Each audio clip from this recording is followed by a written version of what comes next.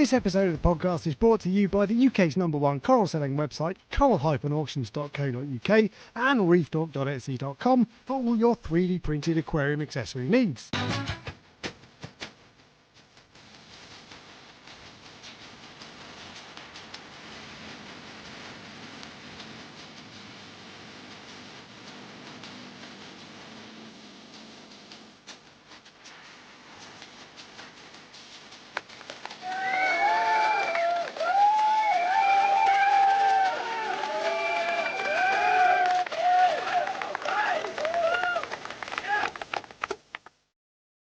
YouTube! Hello everybody, welcome to the Prestige Reef Talk Show. Today we are going to be talking about a video that got flagged to me. I hadn't seen it. It was from a guy called Aquarium Store Depot, who was kind of expressing some frustrations about the saltwater hobby, or talking about things he didn't like about the saltwater hobby. So we're going to talk about that. He made some really good points. I think I've watched it a few times. I've thought about it. There's more nuance to some of it, and I think he's all right. He's not wrong on any of it because it's his experiences. But there's some things I don't agree with. But there's some things he's absolutely spot on. Spot on. Yeah, I've also seen the video, obviously, and I agree. There's definitely some things he's spot on with. But we want you to interact with us during this live stream. So we are going to have polls on each of the topics to see if you basically feel the same way as him and the same way as us. Yeah, that's going to be a massive admin pain in the ass for me, but we'll do it. Okay, we're not going to do it then. I thought literally 5 minutes ago you said yes, so I've told people. I know, and then I looked down the list of stuff. So the things that I'll run through very quickly, the list of things that he talked about that we'll go into. Okay. It's first off, it was money that has what was the thing on the thumbnail? It was consolidation. So like the BRS aperture takeover, all that sort of stuff. There was fish diseases, which he says are more prevalent these days. The grip that Reef to Reef has on the community, conservation attitudes towards conservation restrictions. He said the saltwater YouTube community is exhausting. We'll go into that. Captive breeding. Talking about you guys. Captive breeding, designer corals, ethical issues with some saltwater YouTube content, gadget worship, live rock, and how that used to be better, and then the arrogance of saltwater. Okay. But this what I should say is this: when I first saw this, I was like, oh no, this is just going to cause a load of drama, isn't it? But actually, I don't think it needs to. I think it's going to be cool. We can just have a chat. And there are a few things that if you haven't seen the video, I've linked it in the description. You can go and watch it later. He's not like, this isn't like a rage. God, everything's awful. He's just like, I just wanted to talk about this. I just wanted to get it off my chest, basically. So it's not like he's not. You can sense the frustration, I would say. Yeah, completely. But he's not saying everything's awful. He's just kind of a bit frustrated, is my impression of it. Yeah. I haven't talked to him, obviously. And he's not saying that there's no hope, everything's gone or whatever. It's just his views. He's expressing what he's grown tired of, is what I've put. And there is an element of most of what, or a lot of what he said is everything was better back in the day. And that, to be fair, I'm not saying he's wrong. That's probably true of everything. So everyone thinks that things were better back in the day. Maybe it's rose-tinted spectacles, yeah. Because my nan says the same thing. She's like, "Oh, everything used to be better." I'm like, "What? When like polio was around?" So I'm not sure that everything did used to be better. There may be some things that used to be better, but not everything. But I think there's an element of that in the video. But yeah, we'll talk about all of that. And because there's so much to go through, I think you could probably spend an hour on each of these topics. We're going to bin off all of the usual nonsense. Yeah, basically, and all of the usual features. So we're not going to do fish of the week, coral of the week. We're not going to do we'd still do member questions, but there aren't any. The only member question was, have you seen this video? Which I hadn't seen. So thanks for flagging that. Who was that? Off-Grid Reefer, I think it was. Off-Grid Reefer. Yeah, thanks for alerting me to the video. So there's no member questions. There's no fish of the week, all that. There is news, though. There's quite a lot of news. So we'll get to that still at the end. Some of it's actually quite exciting news. And with regards to the corals, isn't it? I would say. Yeah. And like, I've only seen that in one place, which means if you haven't read that one website, you probably don't know about this. Oh, interesting. Yeah. Actually, a couple of the shops posted on Facebook, didn't they? That's so. Anyway, stop spoiling everything, Ryan. We don't need Okay, that. sorry. And there's a correction, because one of the things in the news last week was wrong. Yeah. So I need to not down to me. not down. Well, here we go. Just throw me under the bus straight away. So I need to correct the mistake I made. It was an understandable mistake, but but still inexcusable, and I will discipline myself immediately after the live stream. So okay, rest assured. Anyway, Ryan, you're all right. Have you got anything that you wanted to talk about first before we get into this? No, it was interesting because at the start of the week, we were doing a nice, easy, light-hearted live stream about Carl. And then all of a sudden, 2 days ago, it's like, bam, we are doing this. And I'm like, oh, interesting. So, let's get straight into it. Fine. Yeah, great. Okay, so the first thing on the list was money. And he was talking about consolidation, so private equity, basically, and the BRS thing. A lot of this, by the way, is a US YouTuber. It's very US centric, and so there are some things that we see from the outside, but it's different when you're in the thick of it. So we won't have the same experiences, but we still talk about it. BRS, he said that BRS used to be this plucky guy who everybody liked, or plucky company that everybody liked and was cared about the community. And then Ryan got bought out, basically. BRS Ryan got bought out by private equity, and private equity, all they do is buy stuff up, squeeze value out of companies, and focus solely on boosting profits. And what he said was, when the people making all the gear care more about the margins than animals, the hobby suffers. So this is the first one that I think he is spot on with. What are your thoughts on this, Ryan? The first thing I want to say is that I don't have a negative view that Ryan sold BRS. Like, oh no, what, from his point of view? Yeah.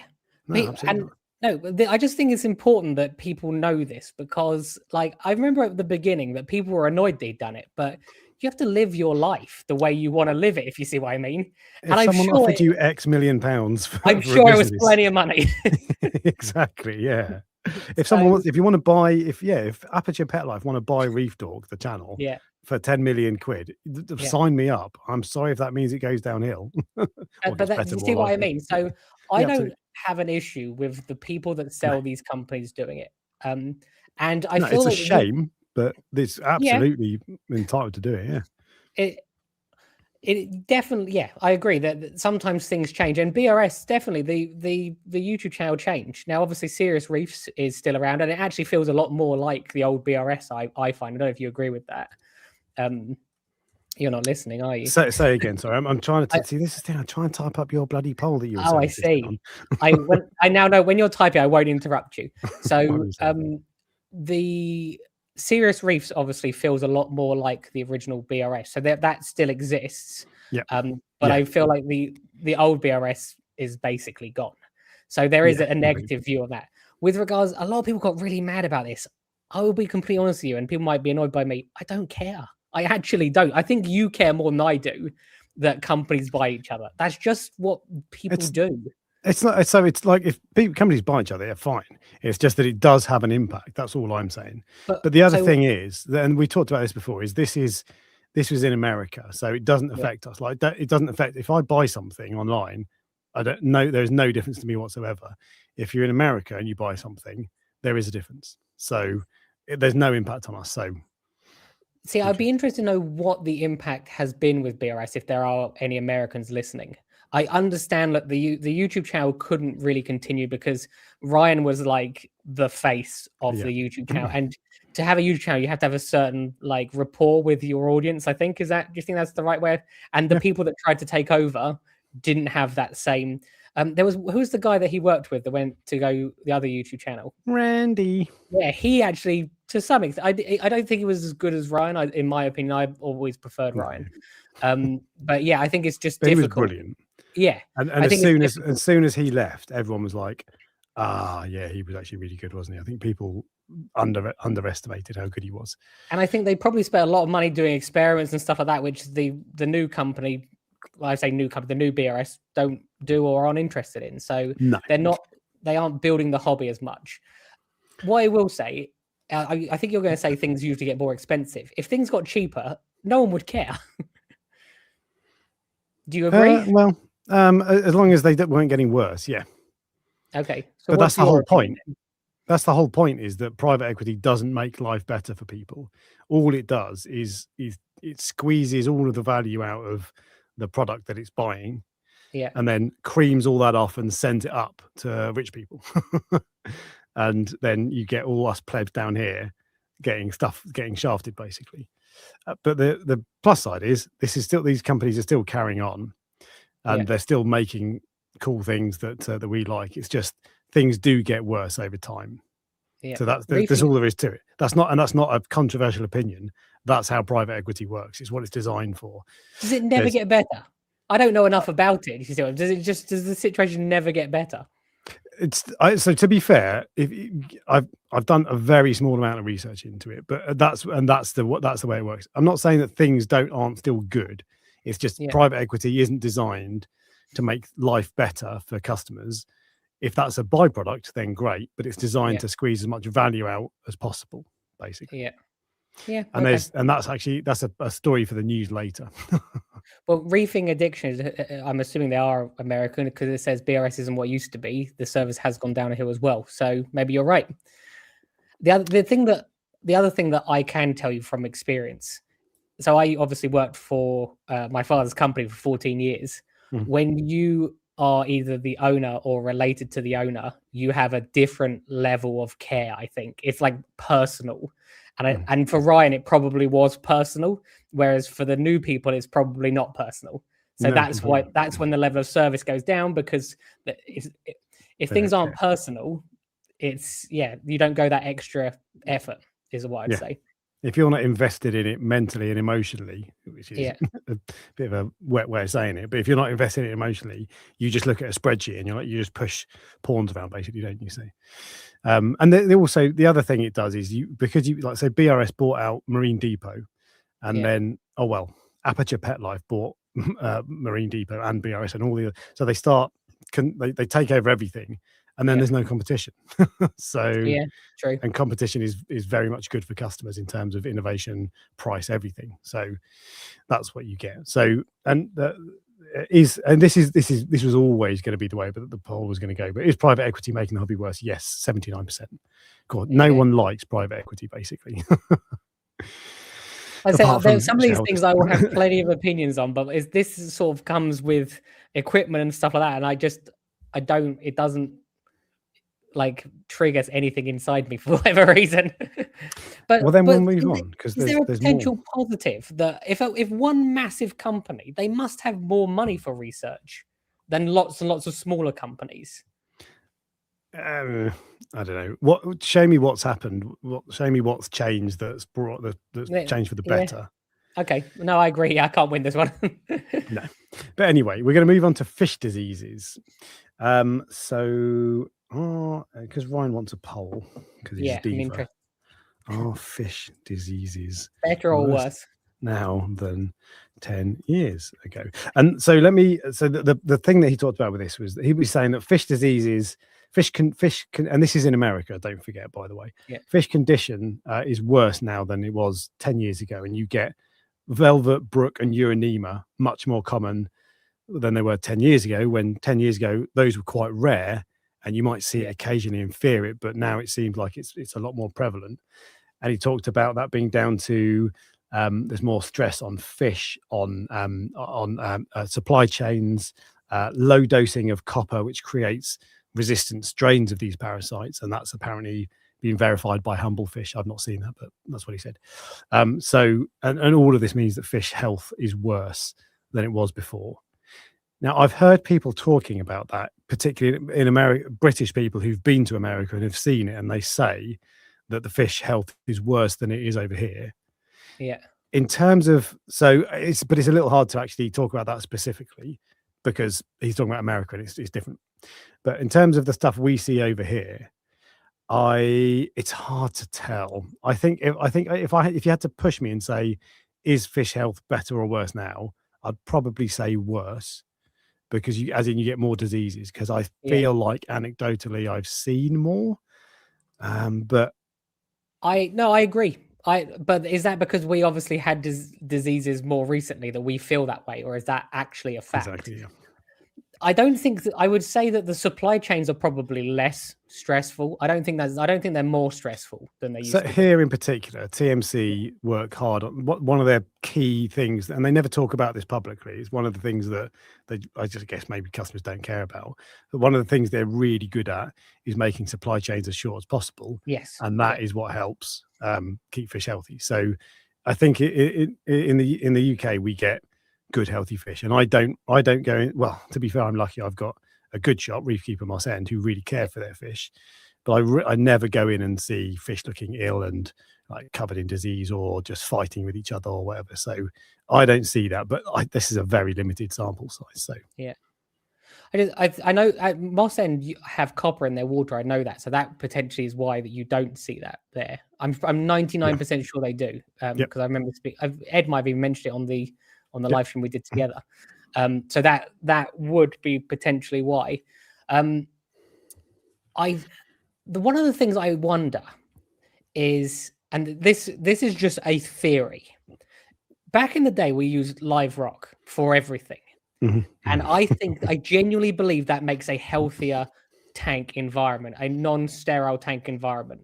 And I do think that disease is worse these days, because potentially if a tank has dinoflagellates in it, for example, they're toxic. Is that affecting the fish to some level?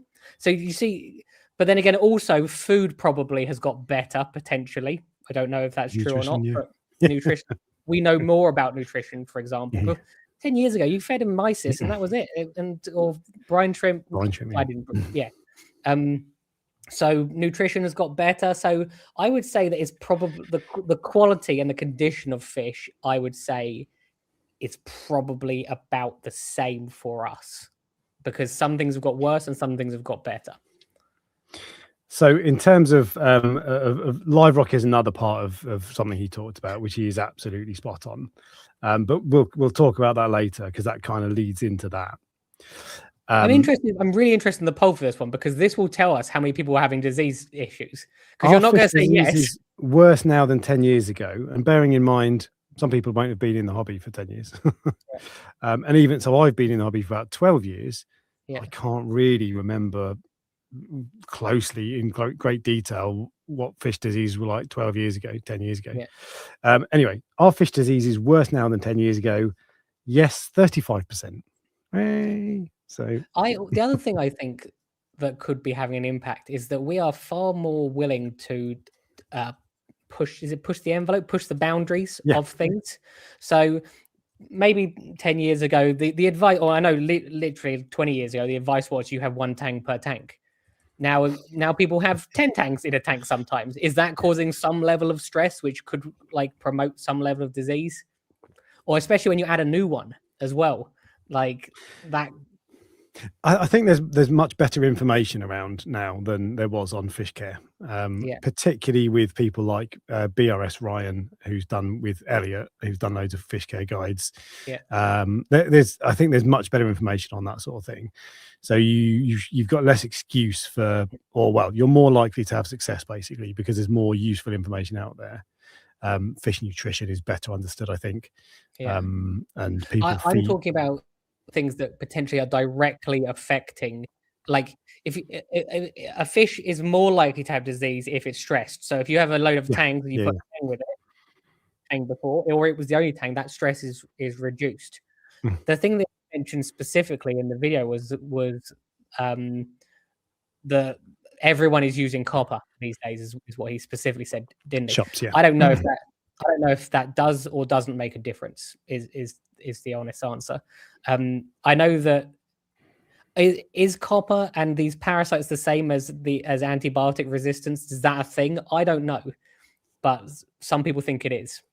So apparently but apparently Humble Fish has looked into it, and he says that is a thing. And to be fair, it's probably been happening for decades, copper treatment. So maybe it does do something. I don't know.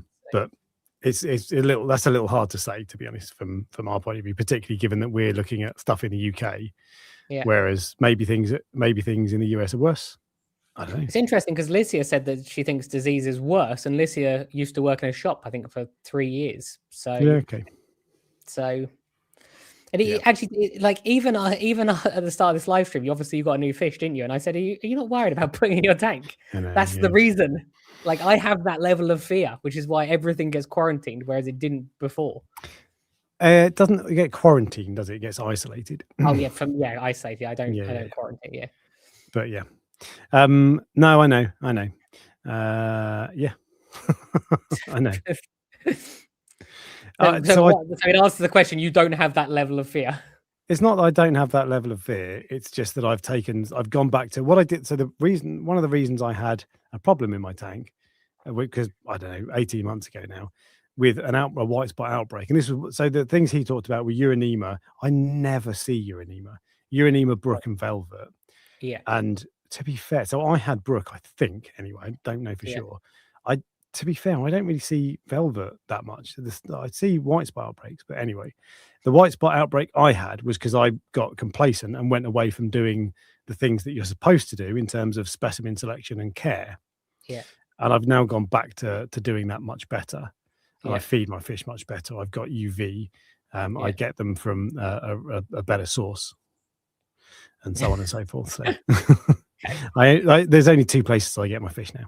Yeah. And they both come from the same place. But anyway, so yeah, I do still have but the thing is, like, if you have an issue, then immediately you're like, oh, I'm scared of this. And then the further away you get from having that issue, the more confident you get. But to be fair, I'm close to the point where I can't add any more fish to that tank anyway. So see, I don't know if you saw this. I think you did. I've taken the gem tang out of the water box now because it was annoying the Moorish idol. Yeah. And I don't want that continuous stress, because that's what promotes it.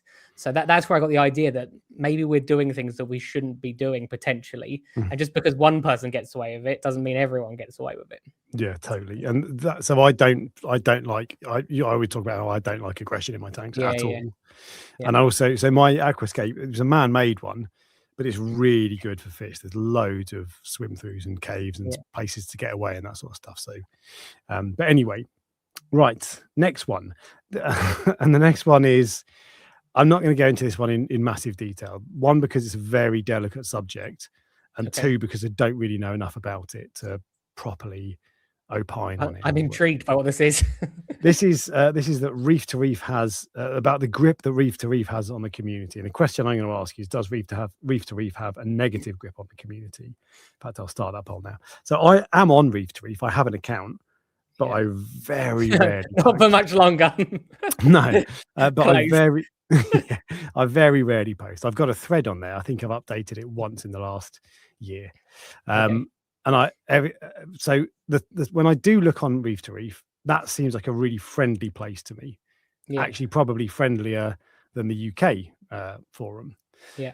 But to be fair, and we were talking about this before, that some of you'll see sometimes on forums, basically, so the caption on the thumbnail for this was toxic forums, right? So we'll talk a little bit about that as well. But the one thing I will say on that is, it doesn't matter if it's a forum, Facebook, Reddit, Twitter, YouTube, wherever, anywhere on the internet, you're gonna encounter dickheads, basically. So it doesn't. So forums and Facebook are no different. There are differences, of course, but you will still get some bad people everywhere. So you're always going to get that. But actually, I think for the most part, and you do get people having ridiculous arguments on Ultimate Reef that just expressing stupid opinions and winding each other up. And it's like, why are you falling out over this? But actually, for the most part, it's a really good place to go for advice. You don't like certainly on Facebook, if someone asks what an aptasia is, you'll get rinsed and like, oh, you're an idiot. You shouldn't be in the hobby if you don't know that, all that sort of stuff. It's like, hang on a second, you were in that position once, and you get a lot less of that on forums on Ultimate Reef, because it's just, I think they're a bit more understanding and they know. Do you know what the difference is, though? I think on Facebook, it's usually a fleeting encounter with someone. You'll go onto a forum, onto a Facebook, and you go, oh, what's this? And then someone will go, you're an idiot or whatever. Yeah. On forums, people are on there every night sometimes at like or for years, regular people. You see the same names. I'm not actually on any forums. I actually left the forums because I didn't want to deal with any. I don't even remember what it was. I just thought this is not where I want to be. And you see the same people on there, and some of these people don't like each other. Is what I'm going to say, and you can tell they don't like each other. Some people just don't like people, full stop, and they're quite aggressive almost. so the toxic forum thing, there's definitely an element of truth to that. And but anyway, the point that they wanted to talk about was, or the point that he talked about, this guy talked about was Reef to Reef specifically. And again, I don't really have much experience with Reef to Reef, but he said that brands live or die based on their Reef to Reef sponsorship. If you're in, you're in. If you're out, forget it. You don't get any visibility. And I don't know anything about the sponsor. I never look at them. But also he talked about, and this is going back a while, but in 2021 there was an issue with discrimination, or allegations of, I should say, discrimination for the LGBT community. And I'll tell you a little bit about, because I've read into it. I was aware of it at the time, but I didn't really pay much attention to it. But I've looked into it and I can tell you what it's about. It's just that I don't really have enough. I don't know enough to talk about it properly, but I'll tell you anyway. So the issue was that there were some people who were getting like their signatures deleted and content edited if they were referring to their sexuality, and it was LGBT sexuality effectively. And there was I think he said that loads of people had their entire history deleted just because of that. And the response from the forum, there was an official response when they said, look, when this all kicked off, and they said, look, this is why we've done it. And I read that response and I thought it was, so I don't know the guy who owns it. So I can't tell you what he's like. I've heard some people say bad things about him. I've heard some people say good things about him. I met him once very briefly and he seemed nice, but obviously it was a fleeting introduction. Exactly. That doesn't really mean anything. So you can't really say either way, but I did read the response and I thought it was quite clumsily worded. I didn't think that he did a very good job of it. And I don't know if he'd do it differently if he did it again. But anyway, the issue was that this response said, look, we've taken these posts down because this is a family friendly site and there's no place for, he said, we welcome people from all backgrounds, all this sort of stuff. But there's no place for, we don't want to discuss politics, religion, or what was it, or sexualized content, or something like that, something about sexual nature or something like that. And it's like, is that sexual? Is that a sexual topic? Well, I suppose technically, yeah, but not really. It's not like, anyway. So that was a bit of a weird one. And also people pointed out that there was a prayer thread on there, so that's religion. And there was a thread of, because this all kicked off because people were like, are there any other LGBT reefers? And there was a thread on there that said, are there any other women in reefing? And it's like, well, what's the difference was the topic. So that was what it was all about. And loads of people left apparently, and people got fed up because the sponsors didn't say anything about it and all this. But I don't know, it was just that's to me, that's in the past. I don't really want to dig it up, and I don't know enough about it, and it's too sensitive a subject that I suspect no matter what I say, I'm going to upset one party or both parties. So well, I don't know. This is the first I've heard of it, is the honest answer. As you told me, you mentioned it yesterday, but this is the first that's gone into detail. So yeah. So I don't know, but anyway, the question I've posed in the poll is, does Reef to Reef have a negative grip on the community? And 62% say no.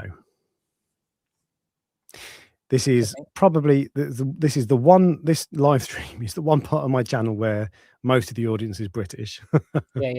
And just because you're British doesn't mean you're not on Reef to Reef. But if you did the same poll of an American channel with an all American audience, would you get the same answer?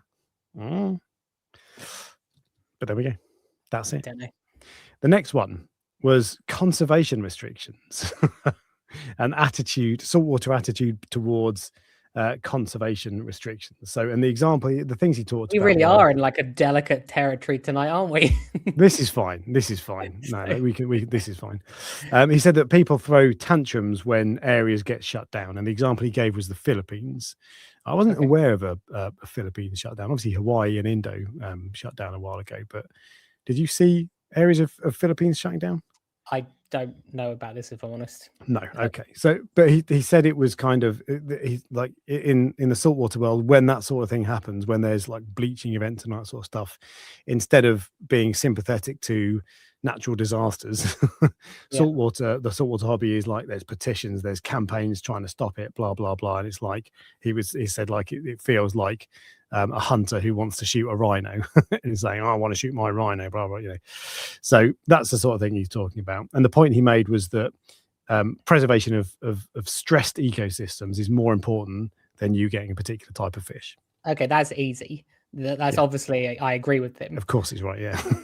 I think that it works both ways sometimes with this, though. Not that specific topic, but there are some people that are, especially, I would say, there's someone in Hawaii who's very, very against the saltwater aquarium community. Yep. And I remember they made a documentary. It was fun. I actually changed that documentary, which is funny because they did a trailer for the documentary, and in the trailer about the marine aquarium hobby, they had freshwater fish. And I wrote a comment saying, I actually did a video and wrote a comment saying that, like, how can these people know what they're doing if they're putting freshwater fish in it? And they changed the trailer because of that, because so many people were going, what is this person talking about? So this is a thing, and like the Hawaiian ban, we talked about that. We did 2 live streams where we talked about that. One where we talked about it, and then we talked about it briefly the week after. And actually, that is not Hawaii is not motivated by conservation, and we need to look at this. Is really bad for the environment and all that sort of stuff. And actually, so we had Brian on from TMC, the Europe's biggest. This is my take, is I think they're Europe's biggest importer of saltwater fish, and he talked a lot about collection and responsible sourcing of fish and all that sort of stuff. And it's not as simple as captive bred is better for the environment than wild collected, because of all sorts of things, you know, the energy that's used, all that sort of stuff. But also they have communities based all over the planet who take care of the environment because they're collecting. And if that wasn't happening, then the reefs would suffer. So it's not, I don't think that is as black and white. And but he said also that in the freshwater world, and a lot of this I don't know about the freshwater world. So I had a freshwater tank for a year or two when I started, before I started saltwater, but I was never really in the community, I would say. I don't think I was on forums. I did go to a show once, like in Middlesex, and they had just a load of people there with fish and stuff. I don't think you could buy anything, but that was good. But I wasn't really in the freshwater community. You didn't have like freshwater Dork then. Fresh Dork, yeah, exactly. No, I didn't, not at all. You would not have wanted to take advice from me on freshwater. So questionable if you want it on saltwater. But he said that in the freshwater world, when that sort of thing happens, and they do have issues when you get ecology disasters or whatever, their attitude is kind of, okay, let's go and figure out how we can captive breed this, instead of how dare the government take away my fish, blah blah, you know. So that's basically his summary. And I'm sure that is right. I'm sure they're better. And everything is captive bred, or not everything, but loads of stuff is captive. It's way more common. That is true. Most things, but they've been doing it a lot longer, so they've had a lot more opportunity to captive breed things. And I do think that the more captive bred marine fish there are, the better. Whether they're bred at source, or whether they're bred elsewhere, I do think that because I have had much better success with some things like the multibar, for example. Like, I would never get a wild multibar. The golden angels are a pain in the ass. So we'll come on to captive breeding more. That's a separate topic that he talks about as well. But this is really about the attitude towards when there are conservation restrictions. And so, like, he's absolutely right. If there's like an area that is shut down because there's a bleaching event, or there's a scarcity, there's a rare coral, and we're trying to fish them out just so we can have them in a tank. Yeah, absolutely. That's obviously a bad thing. It's ridiculous. But actually, I think there's more to it than that. And I don't think I've seen, there've been times when, so Indonesia got shut down, didn't it? Yes. And there were things going on in Indonesia. They weren't doing things right. So that was kind of understandable. But I think actually that doesn't always get communicated. So no one knew why Indonesia got shut down.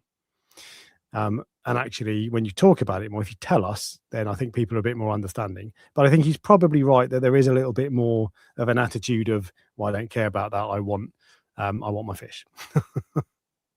I don't know if I'm all I'm going to say. I'm just to be a devil's advocate. I reckon there'll be some people as well that in the freshwater world that would also be equally not happy about some things. Of course, yeah. Maybe that doesn't happen as often. Maybe it's less their hobby is potentially less under threat than ours.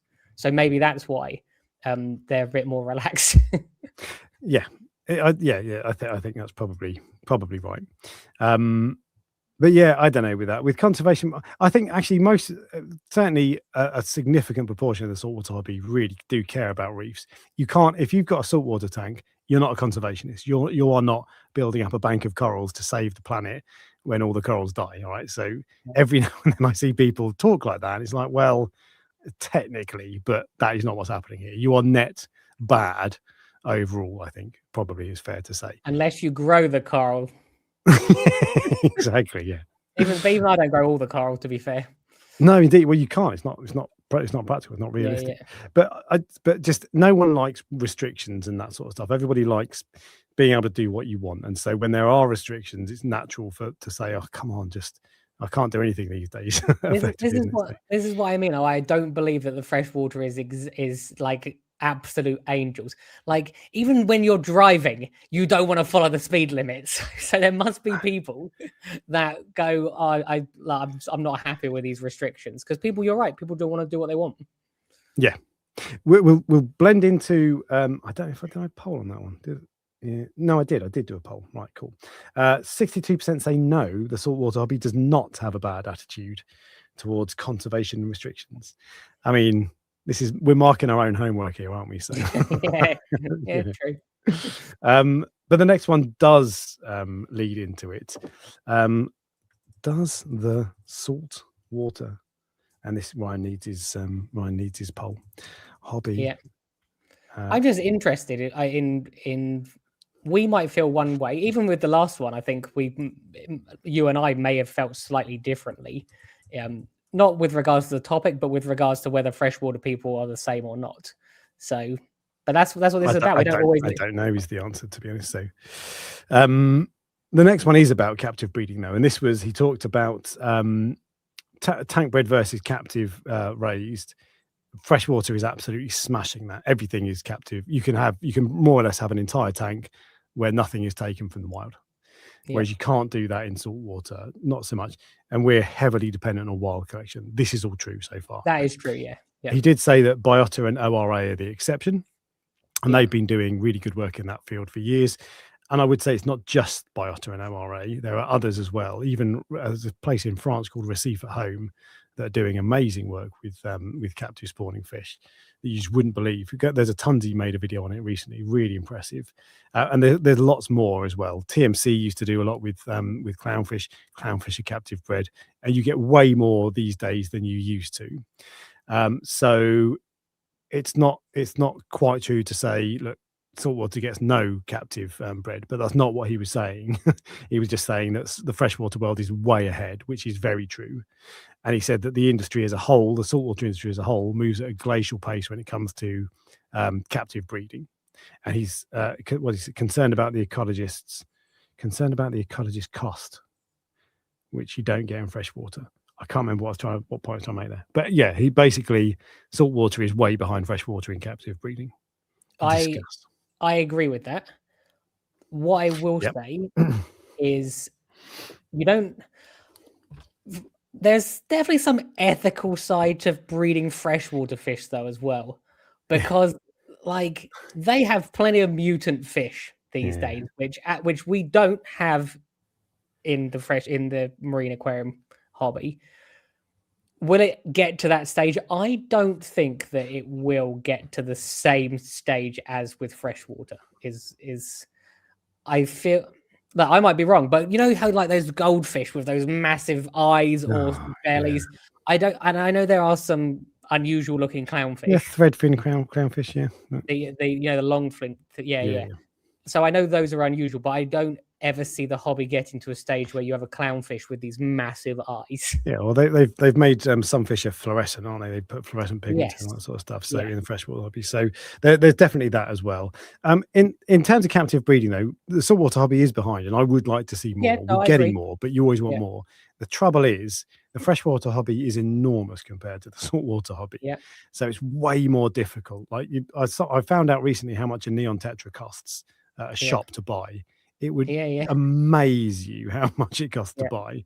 Bearing in mind they have to come over from the Czech Republic or Vietnam or wherever they come from, I don't know. And like the cost of if you're gonna work out before any neon tetras were captive bred, the opportunity, if you can work out how to do that, you're going to make money. Full stop. Yeah. If if you apply the same logic to a Midas blenny, you're not going to sell as many. You know, it's much more difficult. The saltwater hobby is already quite expensive.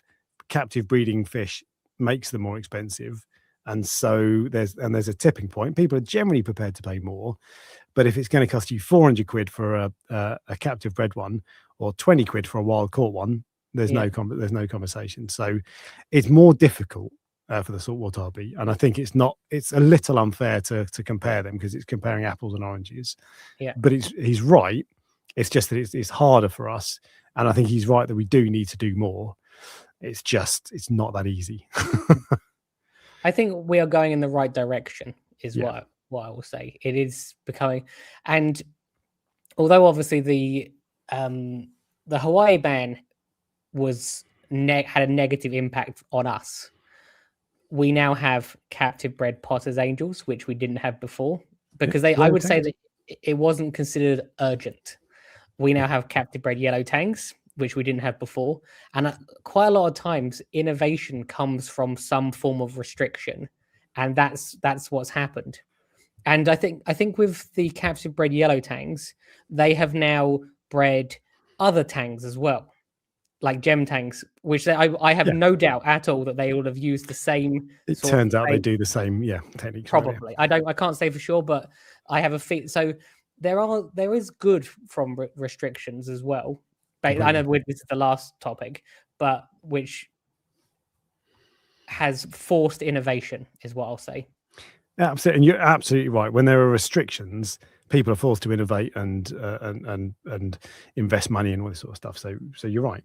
I so far I'm finding this. There's been a lot of heavy topics. Do you think that's fair? Got an easy one. I've just moved on. I've just been looking at the next one. I'm like, oh, it's getting worse. I've shuffled a few around a bit because I want something a bit more lighthearted. Okay. You got my heart racing. I know. Like when I started this, I was like, I'm busy writing the list of all the people now that hate us. Well, this is the thing, and that's the other thing is like we're going to hold back a little bit, I think, because you don't want to upset everybody. But anyway, when like on captive breeding, you could have conversations with people who are biometrically opposed, and you piss everyone off. But to be fair, I think we're being pretty open. Oh, captive breeding, I think we need to do more. 100%. Like, I agree. And 88% of the hobby agrees. We do need to do more. So that's why we do the polls, because if people agree with us, it's okay. Exactly. Right. This is brilliant. This is an easy one. Are designer corals a scam? So this is the best one so far. Or not the best one so far. This is more lighthearted. I feel it. I'm like, So he said designer corals are a scam.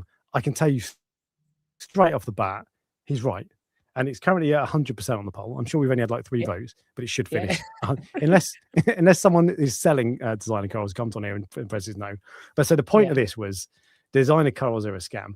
You take a name and he gave the name Unicorn Tears Millie, and then you apply a brand name to it. Prestige Reef Unicorn Tears Millie, for example. You don't do this, of course.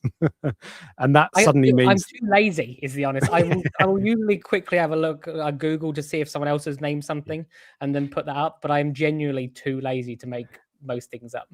And there is more to it than just this, to be fair. So we'll go into that. But suddenly if you put a funny name on it and a brand name on it, then suddenly it's worth 200 to 300% more than the exact same coral that has no name. Yeah. That is spot on. And to be fair, I don't think this is a typical when the the US sneezes, the UK catches a cold.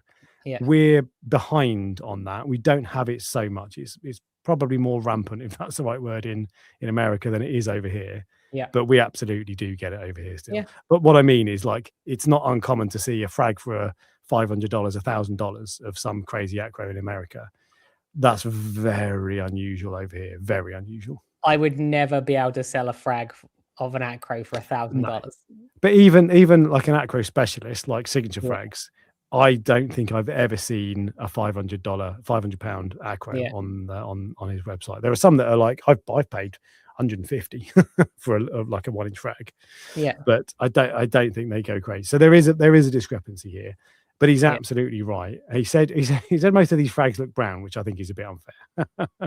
And he said there was something else he said that I also thought was unfair. He said that it's the freshwater equivalent is taking a Java fern, which is just a bog standard fern plant, calling it an emerald phantom fern and charging $80 all of a sudden. He says people collect designer corals like Pokemon cards. True. Yeah. Businesses turn coral frags into hype drops. True. And that's his overall impression. So but so I think you would agree with that, right? For the most part. I agree. Yeah. Is there anything do you think there's any mitigation there? Yes, there is one thing that I think is, like, if you take away the price, which is usually a name comes with a price. That's what usually happens. If you take away the price, the name is very useful, because if someone sends me a message and goes, I want a Raja Rampage chalice, I know exactly what they want. Easy. If someone sends me a message going, because people don't even know what a chalice is. Chalices are one of those corals which people don't always know what they are. So if I got a message going, a green coral on your website, which is which half of them are green, then so if with yellow dots or it's not unusual for someone to send me a message and go, I saw this coral in your video, it's green or it's yellow or it's fluffy, and I literally almost every time I go, could you send me a screenshot, because I have no idea what you're talking about. Whereas if someone says I want a Raja Rampage, I know exactly what they want. Completely. So then, and that it has to be. I do see sometimes people saying that we should only ever use scientific names for everything. That's just completely unrealistic. For a start, I don't think there is even, like, a Space Invader chalice and a Raja Rampage chalice are quite similar looking. I'm guessing they are the same scientific name. A Space Invader and what you mean, subspecies? No, okay, let's do Acropora. So if you had two types of Acropora, you had two types of Acropora tenuis. And one of them is blue, one of them is yellow. There's no scientific name for the discrepancies in colors. Correct, So it is an Acropora tenuis. That's it. So you need names. You can't just have. And I think when you use scientific names for everything, that is a bit gatekeepery, which he talks about later as well. And that's like, it makes it unaccessible, because, like, if you're new to the hobby, the last thing you need is scientific names complicating things. It is helpful, like if you know what species of tang you're getting, then that's really helpful. So you need to know some of that, and you do need to know some of the science stuff for naming corals, but generally you don't really want that. And actually it's really helpful to have names for corals. And the other thing is, it's our fault, hobbyists' fault, because when someone goes into a shop, they don't look and say, oh, wow, that coral's amazing, I'll buy that. As the masses, and not everybody does, but the masses say, have you got a Hellfire torch? I want a Hellfire. And this is what he's talking about, the Pokemon stuff. Look, that happens all the time when people come and collect in the farm. And it like, someone will go, oh, I really like the look of that torch. And I go, oh, okay, would you like to buy it? I go, is it this torch? I go, I'll be honest with you, I don't actually know. And they go, oh, well, I'm not sure then. And like, because I will give you a little insider knowledge. When you import corals, it comes in as gold torch. That gold torch could be a Dragon Soul. That gold torch could be a New York Knicks. They are classified as the same thing on the import. When they on the invoice, so even when I order corals and I order gold corals, you don't actually know what ones you're getting. So it's like they don't have these names obviously in the wild, and especially in science. So no, indeed, but he's right, because that is a bit of a Pokemon attitude. So that's absolutely right. And this has been the most voted topic so far. We're at double the votes of most of them. And they all say yes. Mostly 88% so far. The other thing I'll say though is, so he talked about like the example, and there's a bit of hyperbole in a lot of stuff he says, to be fair. He's just trying to make a point. So yeah. But he talked about the Java fern example. It's like taking a Java fern, which is, I don't know, a $10 plant, and calling it something funny and charging $80. That's not quite true, because actually the reason. Yeah, and he's not being literal. He's using that to make a point. But the reason actually that so when it's purely one coral has a name, one coral doesn't have a name, and it's 3 times the price, that is ridiculous. Yeah. But actually, most of this and the Pokemon collector attitude comes from the fact that there are a lot of subtle differences. And actually, when you've got this, and the coloration and that sort of stuff is amazing in corals. So when you have subtle differences, and when you're used to seeing loads of corals that are green with a bit of red, and then suddenly one is 20% yellow, that is amazing. It's probably a little bit sad, but when you're that into it, and from the outside, it's probably hard to understand, but when you're that into it, that sort of thing is really cool. So it does make a difference. I understand it. There is one other thing where I think it might make a difference, and you might disagree with this. If someone has, let's say it's not an easy to grow coral. Let's say it's like so if someone's importing coral and they have it for a week, and then they sell it if you are growing a coral yourself, which takes a lot of love, care, money, risk. Like, there has to be a certain level of value added to that, I think, because otherwise no one would do it. Do you understand what I mean? Yep. Like, I don't grow acros because I can't be bothered, is the honest answer. Like, all the things I just said, like the risk, the fact that Signature does it, fair play to him. Let him have the entire market. Yeah, I have a few acros, a few of the easy ones which are like, like the Miyagi Tort and things like that, but like tenuous and stuff like that, send him all his way. I don't want the hassle. I would very much like there to be more like him. Yeah, no, I agree. But he does it better than anyone in the UK. So yeah. But because he grows them, he might have that coral for several years. So is there value in that? In like making it hardier, do you mean? Yeah, is there value in the fact he's grown it? There's hardier. That he's put time and effort, and that, like, it's the same as with what is it? Like there's an example, like say a painter, for example, where they paint a picture, and you go, well, I could have done that, and they go, yeah, but I've spent 20 years learning how to do it properly. Do you not value that 20 years of effort that I've put in, or a builder, or anything? Yeah. So with Signature in particular as well, because I know him better than I know sort of the American side. He will bring corals in, quarantine them, rest them, color them up, get them to the point where they're looking as healthy as they can be, then frag them, then rest them again, and then ship them out and all this. So there's massive value added there. So it's not just the case that everything is a rip-off. And actually, if he's got, like, I bought a frag of Jason Fox Flame from Signature Frags, or it was that coral anyway, and that has a name which again is useful to identify it. He doesn't have much of that. Corals do grow, and sometimes they grow fast, but actually if you're selling them and there's a big demand for it and not much of it, supply and demand, simple economics, the price is going to go up. Okay. And so that is definitely the case. But I think what this guy, Aquarium Store Depot, is talking about is the other end of that, when there's just like someone just put a stupid name on it, put their brand stamp on it, and suddenly it's worth $500. And I can't disagree with that at all. No, you're more talking about fresh imports, and I can prove to you that there is value in coral which is grown in captivity, because would you buy a fresh import acro? There you go. That tells you something. Yeah. Every time I do, it dies. There you go. So there is value in it. Completely. Yeah, absolutely. So again, with a lot of this stuff, I think there's more nuance to most of it, actually. Yeah. But there we go. And the poll was 87% said yes, designer corals are a scam. Next one. and this is another, again, I've shuffled it around a little bit, and this is the last light-hearted one, I think. Oh, there's one more light-hearted one. But this is the last light-hearted one. And this is one I think we're going to get a similar outcome on the poll. Okay. Gadget worship. Okay. I have indifference towards this. So this is going to be heavy on you, I think. Really? I thought I thought this was singing your tune. All right. So what he was saying is that reef keeping has turned into a gadget hobby that happens to involve fish. Yes, to some extent, I would agree with that. But what I'm saying is I don't partake in it myself. No, indeed. I have one, like, certain things I like, and I will have those on every single tank forever.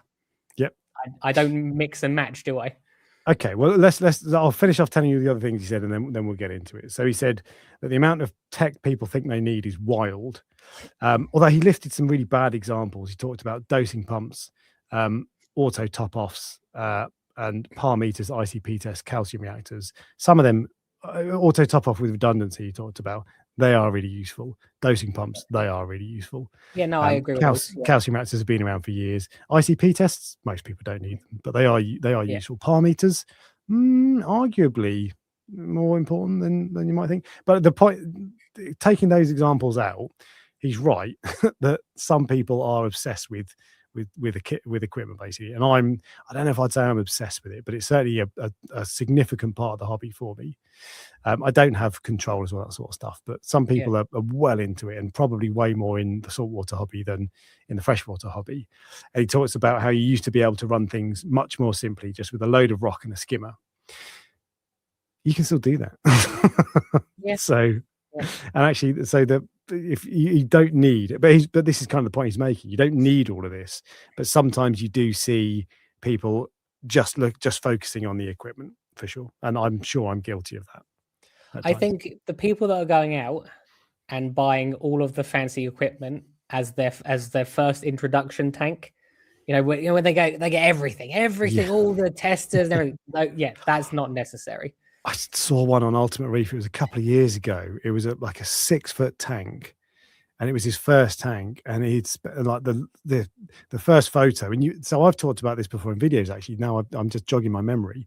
You see a photo on a Facebook group or whatever, and it's this expensive tank with all this expensive equipment, and they've got all the stuff. And when I see that, I just think, oh my God, are you crazy? Like the TMC tank, 300 quid. That's it. Worst case scenario, let's say by the time you've bought rock, corals and everything, you're a year into the hobby. Let's say you've spent £1,000 on that. You decide it's not for you. It hasn't gone right. You've lost £1,000. That's bad, but it's not the end of the world. If you've spent 10, you won't have lost 1,000 because you will recoup some selling it. But I know what you're trying to say. Right. Well, okay, fine. Let's say you have a fit of rage and you throw it all in the bin, and it wouldn't cost you £1,000. It'd be less. But anyway, yeah. But if you've spent 10 grand on all the swankiest equipment and all that, that is crazy. And like, it's funny because if you're just getting into the hobby, one other thing, so YouTube is partly responsible for this because, so someone like me, my main tank, it's not like a equipment haven, but there's quite a lot of stuff on it. I'm getting a replacement beer. Thanks very much. There's quite a lot of stuff on it because I've been doing this a while. I know what I like. I know what I think I need and what I don't. And so this is like, if you copy my main tank as your first tank, you're doing it wrong. Full stop. That's all there is to it. If you copy the TMC tank, no problem. It's great. But if you copy my main tank, then you're probably doing it wrong if it's your first go. And actually that happens a lot because YouTubers in particular tend to have, the longer they're in the hobby, the more they get into it. They probably get a little bit of money. They might get a little bit of free equipment from YouTube. And so they end up with all the fancy stuff. Yeah. And that's kind of like the halo effect. Everyone's like, oh, well, that's what I see. That's all I watch is YouTube. So that's what I want. But actually that you don't need, you don't need that at all. And when you look at videos, when people talk about setting up a new tank, all of the tank setup videos I've ever done have been at least with partially a half a mind on budget. Yeah. And most setup guides are like that. It's just that when people set up their main tanks and run them, they're usually quite fancy and quite expensive. And I think that gets infectious. He also go on. There's definitely I bet you have a cupboard of stuff that you don't use anymore. Yeah. Well, actually, no. You're usually sell it or pass it on to someone else, don't you? So you're not as bad as I have to have a shed of all the stuff that I saw it yesterday. Yeah. I mean, that's not strictly true. That's mainly for like all the coral shipping packages and bubble wrap and everything. But there's definitely like if I redid the coral farm, there's definitely some things that I wouldn't use again. I had there's just loads and loads of little things where I was just like, yeah, I didn't need that. So, but I thought I did at the time. One of the I had those skimmer overflowing things on both tanks originally, and they stopped working. I think I just maybe I unplugged them, but one of them I definitely stopped working, and I've been running for probably 3 years without it. So did I need it? What I will say, there's some things which are beneficial. Like if you need them, they are beneficial. So do you need an aquarium controller? You don't. But if you have a power cut and you're out and you need to know, then it is beneficial. So like this is the thing, and there are lots of things like that you don't need, but it's easy to think that you do. And so it's like insurance. Yeah, you don't want to have it until you do need it. But particularly if you're new to the hobby, it's difficult to work out what fits with that. So, for example, my last, I think, 3 or 4 videos on the channel have been the TMC tank. That is a beginner's tank, pure and simple. If you're an experienced reefer, you're probably not buying it. I think if you've been in the hobby 10 years, you'd be disappointed, and you'd be better off with like the UNS 90 that's been popping up. But if you're a beginner, manna from heaven. So all my last few videos have been on that, and I've probably been getting subscribers based on that, and people are watching my videos because of that. The next video, potentially, or actually now it's been shelved because for reasons, but the next video is going to be the Aquawiz review of the alkalinity tester. That's a 700 quid alkalinity tester that tests alkalinity every hour. Last thing you need if you're a beginner. But if you're watching 3 or 4 videos in a row of me setting up that tank, and then the next video you watch is a 700 quid alkalinity tester, do you think, oh well, Reef Dork says that's good, maybe I should buy it, maybe I need it, oh god, this is expensive. So that YouTube is bad for that, in that sometimes it's a little bit, because like if I spent the first 5 minutes of a video explaining that, everyone's going to switch it off.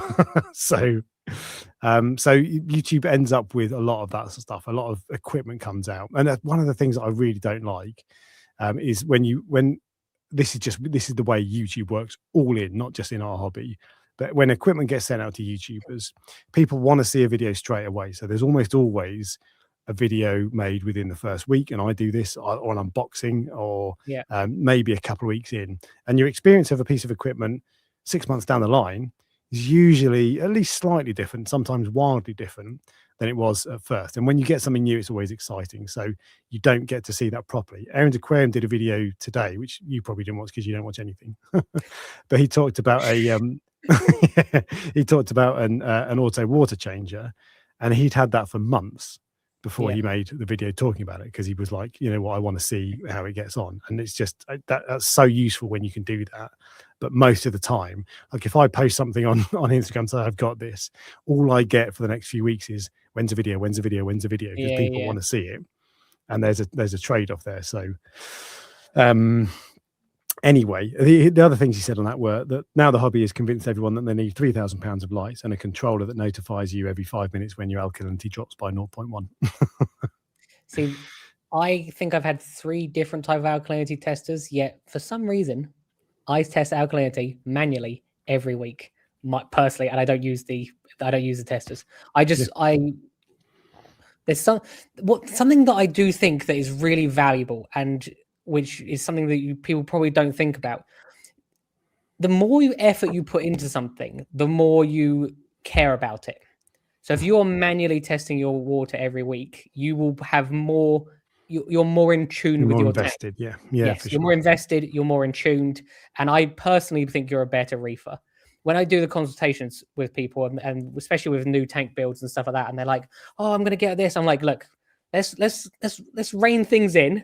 These are the things that you don't need to buy, and alkalinity testers are absolutely one of them." And I actively encourage people that they should be testing their water themselves. Don't go to a shop. Don't get an automatic tester for at least a year, because you are in tune with your tank if you're doing that. Agreed? Absolutely, 100%, absolutely. So I do really like alkalinity testers. Yeah. For me, but I Yeah. would never advise someone to get one on your first tank. It's just another piece of equipment that you've got to try to understand that just overcomplicates things. So absolutely, yeah. If you're beginner, you don't need stuff, but people do get convinced that they need £3,000 of lights and all this sort of stuff because like Ecotech do a really good job of making stuff look good and shiny and all that sort of stuff. And I'm not singling them out, but I'm just saying they're particularly good at that. But everyone does, and like you could, I get the pen for the list. I'm not sure if they've they're ever on been the on list already. but they, for example, so like you can easily convince yourself if you look on Facebook, YouTube, wherever forums that I need a Radion. On Radion, they're the best lights. I need a Radion. I need to spend 800 quid. But actually, if you find one a secondhand whatever from eBay for 100 quid, or even a cheapo one on Amazon for 100 quid, within reason, you're almost certainly going to have the same level of success. See, I am such a man of routine that those are the only lights that I will use. Genuinely, and I've told you this before. This isn't like for what this lights light. have you got on your water box? Remind me. No, that's what I was about to say. Didn't I say to you the other day? I like the one thing that I don't like about that tank is the lights. I really don't like them because they're not easy to change. Whereas with the Ecotech one, see, I'm a man of routine. I don't like change, and I know what I know, and I don't like to learn anything else. So that's the reason, and they work. That's so. I know what you're saying. You're saying people, but if I am actually thinking about getting new ones, but I would probably buy secondhand ones. Is what I would do. Yeah, I would get secondhand. You're making a different point though, because what I'm saying. So you and I. So I'm like if anyone's going to lecture someone on not changing your lights, I need to step away from that conversation because exactly hypocrite warning, right? Yeah. But the only thing I was, and actually I was about to say I spend a lot of money on lights. My current set of lights were given to me for free, so I didn't. But I would have spent. When I was working out what I was going to get, I was planning on spending about. Oh, actually, it probably would have been north of £3,000. It was a lot of money on lights. But people like you and I know what we like. We've got the money to pay for this hobby because we're obsessed with it and that's all we want to do. So you're going to get that. That's fine. I don't think there's a problem with that. It's just that people who are new to the hobby end up being convinced that they need that to do it. And I'm not saying Radions are bad lights. They are genuinely very, very good lights. If you buy them, your light will not be the reason your tank sucks unless you put it up to 100%. But so that's not what I'm saying. But what I am saying, I think what he's saying is you don't need, if you've got a secondhand T5 light, your tank would probably be better than if you've got a brand new Radion. Yeah. I always encourage people to get secondhand stuff, especially if they're starting new, because there's usually loads of it out there. It's interesting because if you said to me, you cannot have any other light, so you can't have a Radion, like what light would you have? I was sitting here thinking while you're talking, going, I don't know, because I genuinely don't know, because I don't like any of the other ones. I've had AI lights before, and I had those for a little while, but before that I had T5 bulbs. So I've had and I had the Red Sea ones, but they were too blue for me. I wasn't a huge fan of, because I had the very, very first generation of them, and I found them way too blue. Yeah. So yeah, I've bought a lot of lights. No, to be fair, if I said to you, I can't have that light, what would I get? I'd just come to you and say, what light do you recommend? Yeah, I'll give you a load of options and confuse you even more. But John Wright says Strattons. That's who East Coast Reefer has those, doesn't he? Yeah. I don't know enough about them. I think I might have seen them once, maybe. But again, Strattons, they're great lights, but they're expensive. You don't need them. And I don't know how much they are either. They're probably more than Radions. But anyway, this is kind of feeding into the point that this guy's making, is that people convince themselves they need £3,000 of lights and a controller. You don't actually. The hobby, and to be fair, we talk about this all the time. People get fed up of it, I'm sure. The hobby's really simple. It's not about, if you spend £1,000 on a light rather than spending £500 on a light, the things you're getting are probably benefits for you, not the corals. Yeah, if you buy a power head like the Vortec MP40s, brilliant power heads. I love mine. Yeah, but they do the exact same job for the corals. If you ask a coral, do you want an MP40 or a Jecod? It won't be able to talk, but it would be like, I don't care. Whereas you might think, oh, I want the app, and I want to be able, I want to be able to press feed mode. Yeah, no, I see what you mean. So yeah, I think there's a degree of truth to that. And the last thing he said on that point was that this whole thing about gadget worship is gatekeeping disguised as optimization, and it creates a barrier to entry that puts beginners off, which I agree with. I agree that it creates a barrier to entry that puts people off. I definitely think that the hobby has become more expensive, Yes. which is. You're about to disagree with me. We're about to have a fight live on the stream, aren't we? No, I was about to say it doesn't have to be. That's the thing, but it generally speaking is. But it doesn't have to be. It's just that it's easy to think that it is. This has been the most difficult subject for me to comment on because I just don't. I don't care about fancy stuff in terms of like gadgets. I just like put it on. Does it work? Never change it. That's my philosophy. Never change it for years. Yeah. The poll said is there too much gadget worship? And the answer was yes, 67%. There you go. There we go. Right. So we've done the light-hearted ones. We probably should have like spread those out to make it easier. Yeah, I know. It was getting me down. I was like, you know what? I need to do something more light-hearted. Right, but we're going to go back into the heavy stuff now. Okay. Starting with something close to our hearts, is the saltwater YouTube community exhausting?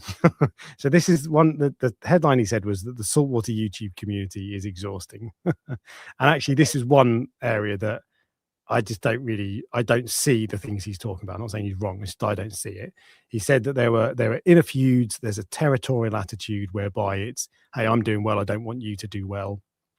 People don't collaborate and shout each other out like they do in the freshwater hobby. People don't get mad in the freshwater hobby when other people copy their style, which they do in the saltwater hobby. And again, this is not me saying this is telling you what he's saying. People in the freshwater hobby, people celebrate when a creator hits a milestone instead of quietly seething about it. And the last point I'll come on to later. I don't recognize any of that. So we talked about inner feuds and inner feuds. I've seen that like maybe once or twice, but generally, actually, all the things he talks about, territorial attitude where people get mad when other people copy their style, I've not seen that. People don't collaborate or shout each other out. I see that all the time in saltwater hobby.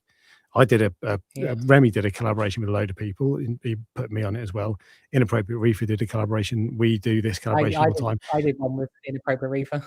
Yeah, we don't get many guests on, to be fair. We've done it a bit, but there are other reasons. But I to be fair, so Reef Bum does that all the time. I don't see that at all. That was the first point I got to in that video where I was like, maybe I'm missing something. Entirely possible, because if he's talking about inner feuds, that must come from somewhere. But I haven't seen it. And I think actually that the saltwater YouTube hobby is quite a nice place. I think whenever if us people ever meet up, we all get on and no, I agree. As in, well, look, we did it the other day, didn't we? We met up with East Coast. The Spiritual Reefer, obviously, we left. We left as he was arriving. But if you look at Aqua, afterwards we all went out for a drink, didn't we? So with a load of the freshwater people as well, which is good. Yeah, and regularly, like Spiritual gets shouted out, East Coast Reefer gets shouted out on this live stream.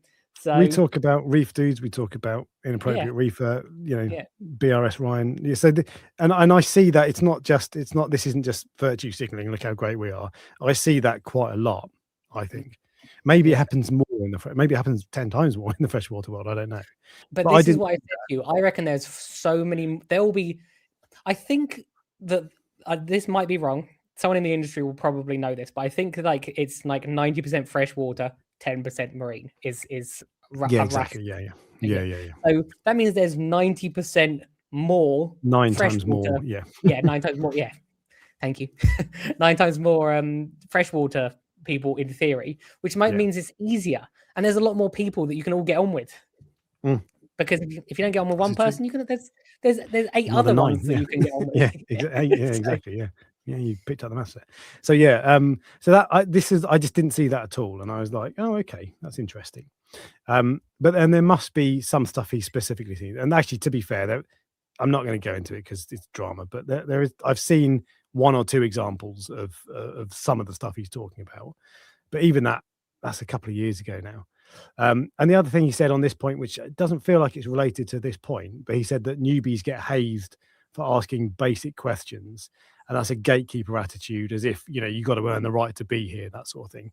I would be amazed if that's newbies getting hazed by YouTubers, saltwater YouTubers, on Facebook and that sort of stuff all the time. Like I mentioned earlier, sometimes when people post about an app, what's like this, they're new to the hobby. They post a photo of an Aptasia and say, "What's this?" People laugh at them. "Oh, don't you know? You shouldn't be in the hobby stuff." It's like, come on, don't be ridiculous. But in YouTube, I'd be surprised if that was the case. I'd never seen a YouTuber in our hobby like having a pop at a newbie. Not that I've noticed. I just wonder if there's a possibility, if maybe it's not directly at a newbie, but words can be taken in a different way. Where Maybe. you see what I mean? Where someone might go, "Oh, look, this is an Aptasia. This is easy." You see what I mean? Yeah. Because other way, I can't work out how that could come across. Well, in which case, I'm going to end the poll there. 81% of people say no. I've not been keeping up with the chat because there's just so much to talk about. Yeah, I know. But tell me if you answered yes, that you think the saltwater YouTube community is exhausting, which 19% of you did. Tell us what you mean. That's not. Do you find Alex and I exhausting? Yeah, we don't want to hear that. Yeah, that's. And this leads into the next one, and this is quite funny, I think, actually. How do I phrase this in a question? Is there an arrogance problem in saltwater? I tell you what, I'm going to let you kick this one off, Ryan. Yes, oh, actually, no, you know what? No. No, so I'll tell you what he said, and then you can kick it off. So he said that the saltwater community has an arrogance problem, and there's definitely an element of arrogance sometimes with saltwater, for sure. Not again, I think most people actually aren't like that. Most people I meet and talk to are really nice, but there's definitely an element of that. And he said there's a subset of SPS reef keepers who think they're special, like they've unlocked a higher plane of fish keeping existence, basically because they think they're better than everybody else because they can look after difficult corals. Again, the SPS keepers I've met, acro keepers I've met who've had really nice tanks are just lovely and really, really helpful. But I definitely see some of that in some places. And he said maybe I'm just not, I haven't got my finger on the pulse with this, but he said there's a certain influencer in our hobby, in saltwater side, who calls freshwater people freshies. Like it's saying it as if it's like in a derogatory manner. Now, the word freshies to me, that doesn't, like freshie, freshwater, that sort of stuff, that doesn't sound like an insult. But maybe if you're in the freshwater hobby, it is. Maybe it's kind of like a connotation of you're fresh, you're new, I don't know. But I don't know who that is. I'm hoping it's not me. Because it's the sort of thing. Now I'm saying this. I was like, I wonder if that's Alex. Exactly. Now I'm saying that, I'm like, have I said that before? Not realizing it's an insult or something. But anyway, he said that there's like an elitism that treats soft corals as lesser than SPS, which I think is an interesting topic itself. But basically, his overall point is that there is some arrogance in the hobby, a god complex, if you will. Ryan, what's your thoughts on that? I actually agree with him. I do, and I will include myself and you in that. And whether people find this offensive or not, I think if you are doing something which is deemed difficult by other people, it makes you feel good. And I really do think that, and I've said this many times before, I think it breeds a god complex in people. I do, because people come over to your house and then they go, oh, wow, look at this. This must be really hard. Now, when you're on the inside, it's not as hard as it used to be now. So is it? Someone's just said in the chat, the hobby has very strong opinions. It's true. I absolutely I agree with it. And I think that there's certain types of people which are also drawn to this hobby as well. Yeah. Like 100%. Do I think that I don't see it. I think arrogance can be seen as a very negative term, if you see what, like, that doesn't mean that they're an arrogant person in general. I think that you can be arrogant about your tank, I think is probably a better way of saying it. And as I said, I I've been there myself, and I think what happens is there is this curve which people go on where the hobby sort of like, at first you're very new and then you start to know some. It's the Dunning-Kruger effect, and this is the dangerous bit. The bit that people where people know some are the people that usually are the most outspoken, and then but they don't realize how much else there is to know. And usually the people that are the very, very like top, and I am not at the very, very top. I'm talking like people that have been doing this for a long time. You know, like Sanjay, for example, amazing tank. Even like I think those people usually are the ones that don't comment too much on other things. They're usually more in the background, I would say. So would you agree? Absolutely. Yeah. You see them in popping up in newspaper magazine articles or whatever, but otherwise not really. I think there's definitely snobbiness in terms of arrogance. There are some people who are quite arrogant and think a lot of themselves, but actually from what I see, for most people I interact with, is if you tell them their tank is amazing, and this is like a natural reaction in everything, is they almost play opposites. So they play it down. I always do that. When the most I'll say is, oh, actually the tank's looking all right at the moment. But normally, if someone says my tank is looking nice, I'm like, yeah, I don't know, it's looking all right. And most people, no one ever likes their own tank. Exactly, yeah. So I think most people play it down, but there is an element of that. But I think the one thing that I think is right in terms of arrogance is there is certainly, and I'm guilty of this, I hate to say, there's a snobbiness in saltwater, and that saltwater people think they're better than freshwater people. Yes. Now, I don't necessarily think that's particularly... I was like, yes, that's true. It's like, that's true. That's a fact, isn't it? Yeah. But I don't necessarily think that's the case generally. But I think that so I don't have an interest in freshwater. I just don't. It just doesn't interest me. And I do think that, therefore, if I try to phrase this very carefully, that saltwater is better because there's more variety in all these sorts of things, and so it doesn't interest me. And I think that probably does. I'm sure there are freshwater people who would watch me talk about these sorts of things and think he's just an arrogant saltwater type. He's snobby. He looks down his nose at us.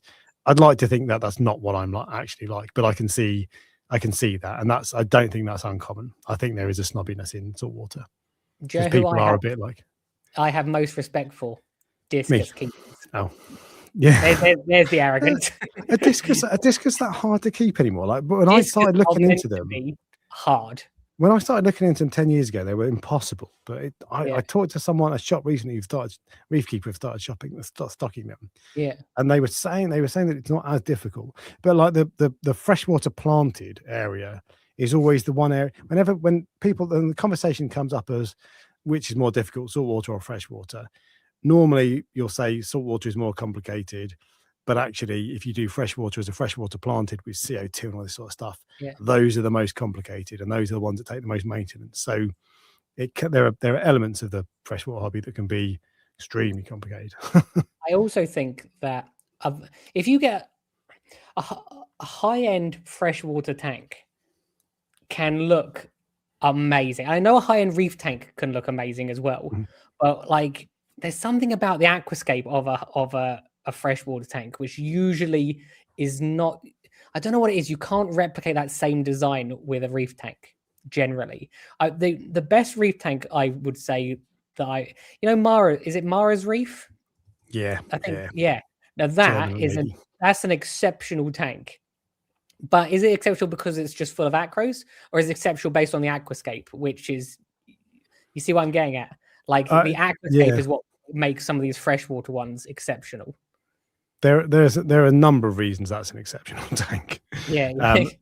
But what I'll do is I'll share my screen, and these are tanks that I would never dream of trying to run. For a start, I'm not creative enough, but these are Amano tanks. I think it's Takashi Amano, a Japanese bloke. He's like a legend in the freshwater hobby. But look at that, for example. I mean, that's just the first thing I think when I see that is, how much maintenance must that take? That must take so much effort to keep looking that awesome. But there are some these kind of, look at that. They're amazing. They're really cool.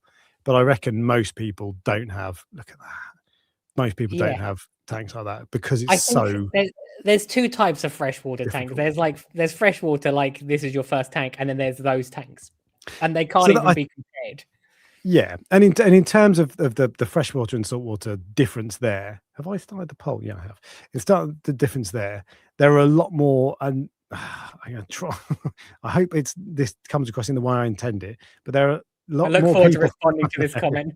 There are a lot more people who set up freshwater tanks who are casual than there are saltwater keepers who are casual. Loads of people, I speak to people all the time at work who are like, "Oh yeah, you keep a. Oh, I hear you've got fish. Oh, I've got a goldfish in my house." Loads more people who are just like, and when you show me the photo, and it's like half the water's evaporated, and it's just like it's just it's a fish in the house. That's it, Yeah. basically. I think there are more people like that. Whereas there's a greater percentage of saltwater people, kind of enthusiast level, and I'm not saying that that saltwater people are better at all. I'm just saying that there's probably a lot more people who are really into it, and that probably partly feeds into it. I think there's a level of fear generally when you enter the saltwater aquarium. No one fears getting a goldfish. And so like people take it home, they put it in a tank, and that's fine. And they just go, oh yeah. But there is a level of fear and money and knowledge that are required to run a successful tank, I think. So the only thing with that is that a lot of that is misplaced, and a lot of that is misplaced because some saltwater people like to tell you how clever they are, right? Because actually, setting up a reef tank, a saltwater aquarium, it's probably more difficult than setting up a simple freshwater tank. It's not that much more difficult. You don't need that much, and it's certainly not as complicated as people make out. And often people will say to me, "Oh, you keep saltwater? Isn't that really difficult?" And most of the time, I've got two responses. I either say, he says yes. He's like, yes, I am a god. You wouldn't be able to do it. I don't think. I either say it's a bit of a pain in the arse and there's a lot of maintenance or something like that, or I say actually it's not as difficult as you'd think, or a combination of the two. Because running my tank it's not. I'm not a genius. I've not got amazing acros or whatever. It's a fair amount of maintenance, and it's a fair amount of effort.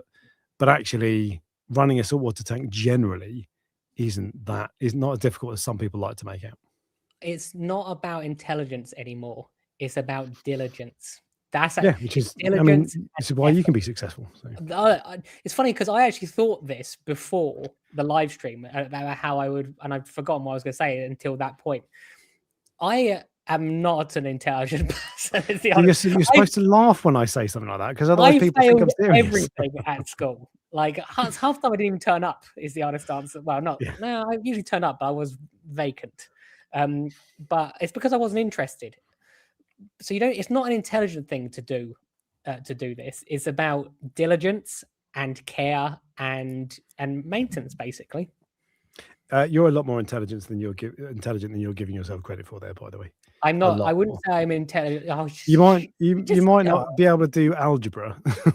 Yeah, like, I would say not in terms of academic intelligence is what I would say.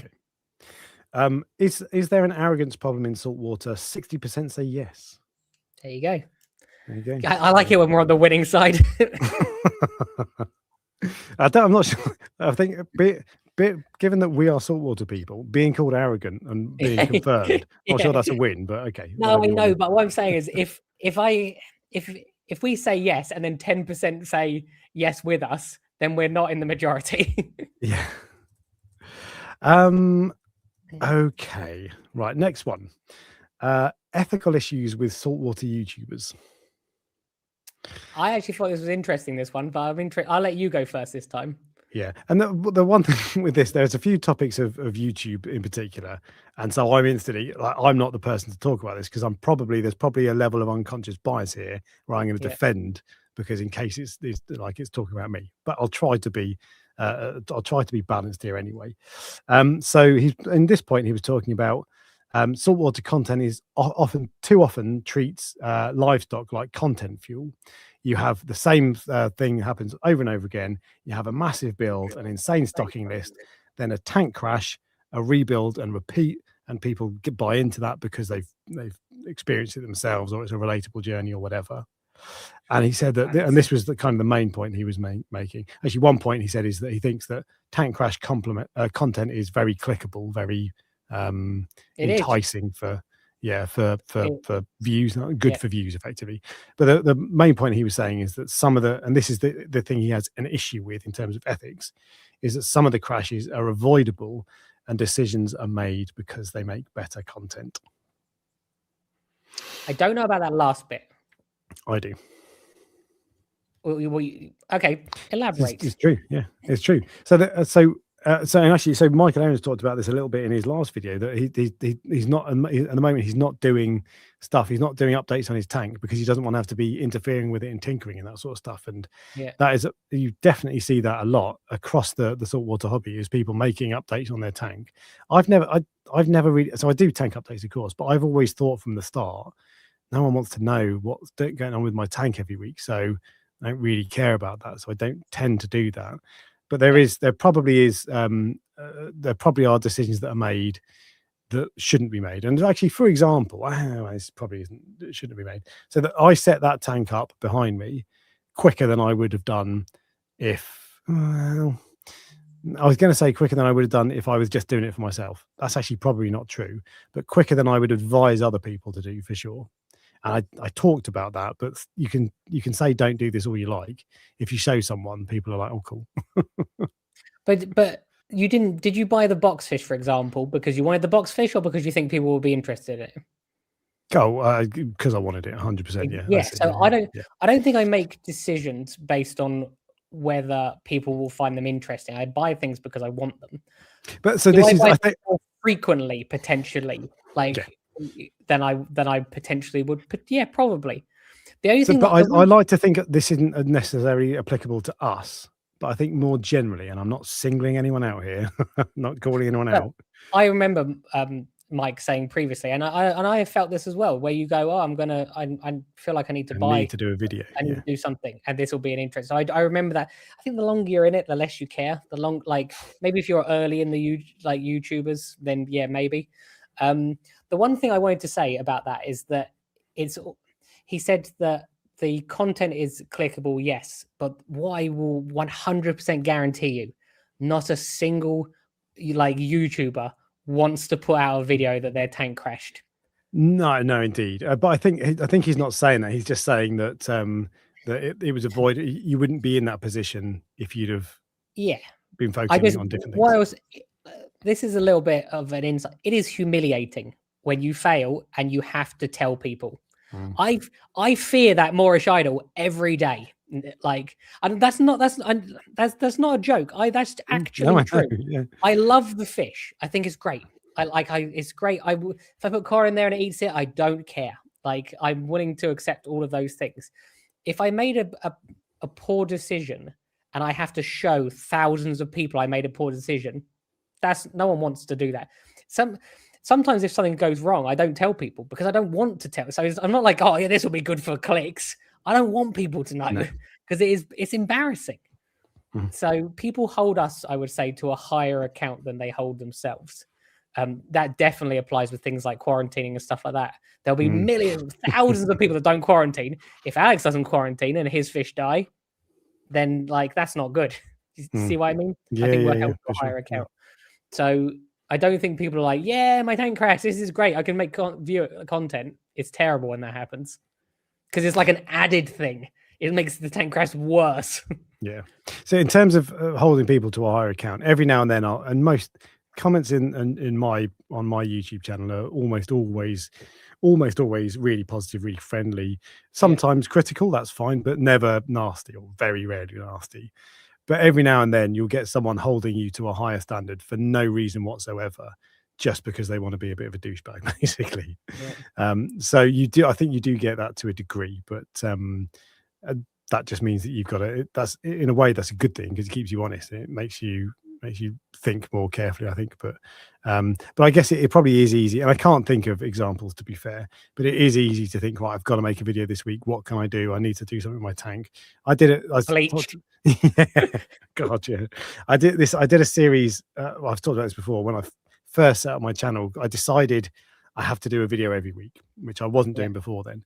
And I was like, well, I don't really have any, like now I've got ideas for days basically, but at the time I didn't. And I was like, well, what am I going to do? And I came up with this series called Tweak of the Week. Don't watch it. It's awful. It's the worst content It on even YouTube. sound bad. I know. Like, it's just it was boring. Like, anyway, and all the videos were boring. But I decided I was going to do something every week. But I wasn't tinkering with the tank. It was like I was soundproofing my cabinet doors, and I was upgrading my RODI filter, and these sorts of things. But they were bloody tedious. But it's easy to think that you need to upload videos every week. It's just I've never felt like people are going to be interested in tank updates all the time. To be fair, what I will say is on that point, when I'm setting up a new tank, you absolutely feel like you need to follow the usual process is day 1, setting up the tank, day 2 or video number 2, adding fishing corals, video number 3, adding cleanup crew and livestock and all that sort of stuff. And actually you can do that if you're careful, but if you're not careful, it's like it's not the best way of doing it. And it doesn't help if you're showing every week, oh, I'm doing this. It's rushing basically. And I've tried to, and I've kind of done that my videos are 2 weeks apart now, so it's not so bad. I've kind of done that with the TMC tank. It's just I've tried to sort of emphasize, look, this is just to show you what the tank looks like. I'm not showing you how to do it. I've done other videos on that, so don't do this. But it's all well and good saying that. People are still like, yeah, I know you're saying I shouldn't, but you obviously can. So yeah. But you lead a horse to water, basically, isn't it? Are there ethical issues with saltwater YouTubers? Yes, 62%. There you go. We're on the losing side of this one. Which means one of the two of us has ethical problems. I'm pretty sure they're talking about you, Ryan. So thanks, guys. Appreciate the support. And the final one. Wow, a lot to go through here, wasn't there? The final one is that live rock used to be better. Basically. Why was this a complex one or a risky one? The answer is yes, it was. It did used to be better. Yeah, maybe this isn't. Let me go into. This isn't one of the heavy ones. Anyway, so you're right. Live rock did used to be better, and what he was talking. But this for me is like a classic example of all the stuff on this list. This is the one that I think this is a back in the day things were better. Like when you didn't have speed cameras, for example, that life was better. No one likes speed cameras. The 20-mile-an-hour speed limits popping up near me now. I know. Just like, that is like the worst thing. Anyway, I know. Digress. It feels so slow. Anyway, right. Live rock did used to be better. And he was talking about there used to be an entire ecosystem, and half the fun was seeing what hitchhikers you're going to get. Are you going to get a mantis shrimp or all these sorts of things, or what the little snails that look like a fingernail? Stomatellus, all those sorts of things. And that was half of the fun. Whereas now it's all just dry rock, sterile rock, and that hurts tanks and causes things like dinoflagellates. And we created this problem, we as in the hobby, by trying to keep things too clean and too controlled. 100%. 100% true. Yeah. It could not, like, this is the one I'm most passionate about. Yeah. Like, it was just easier before.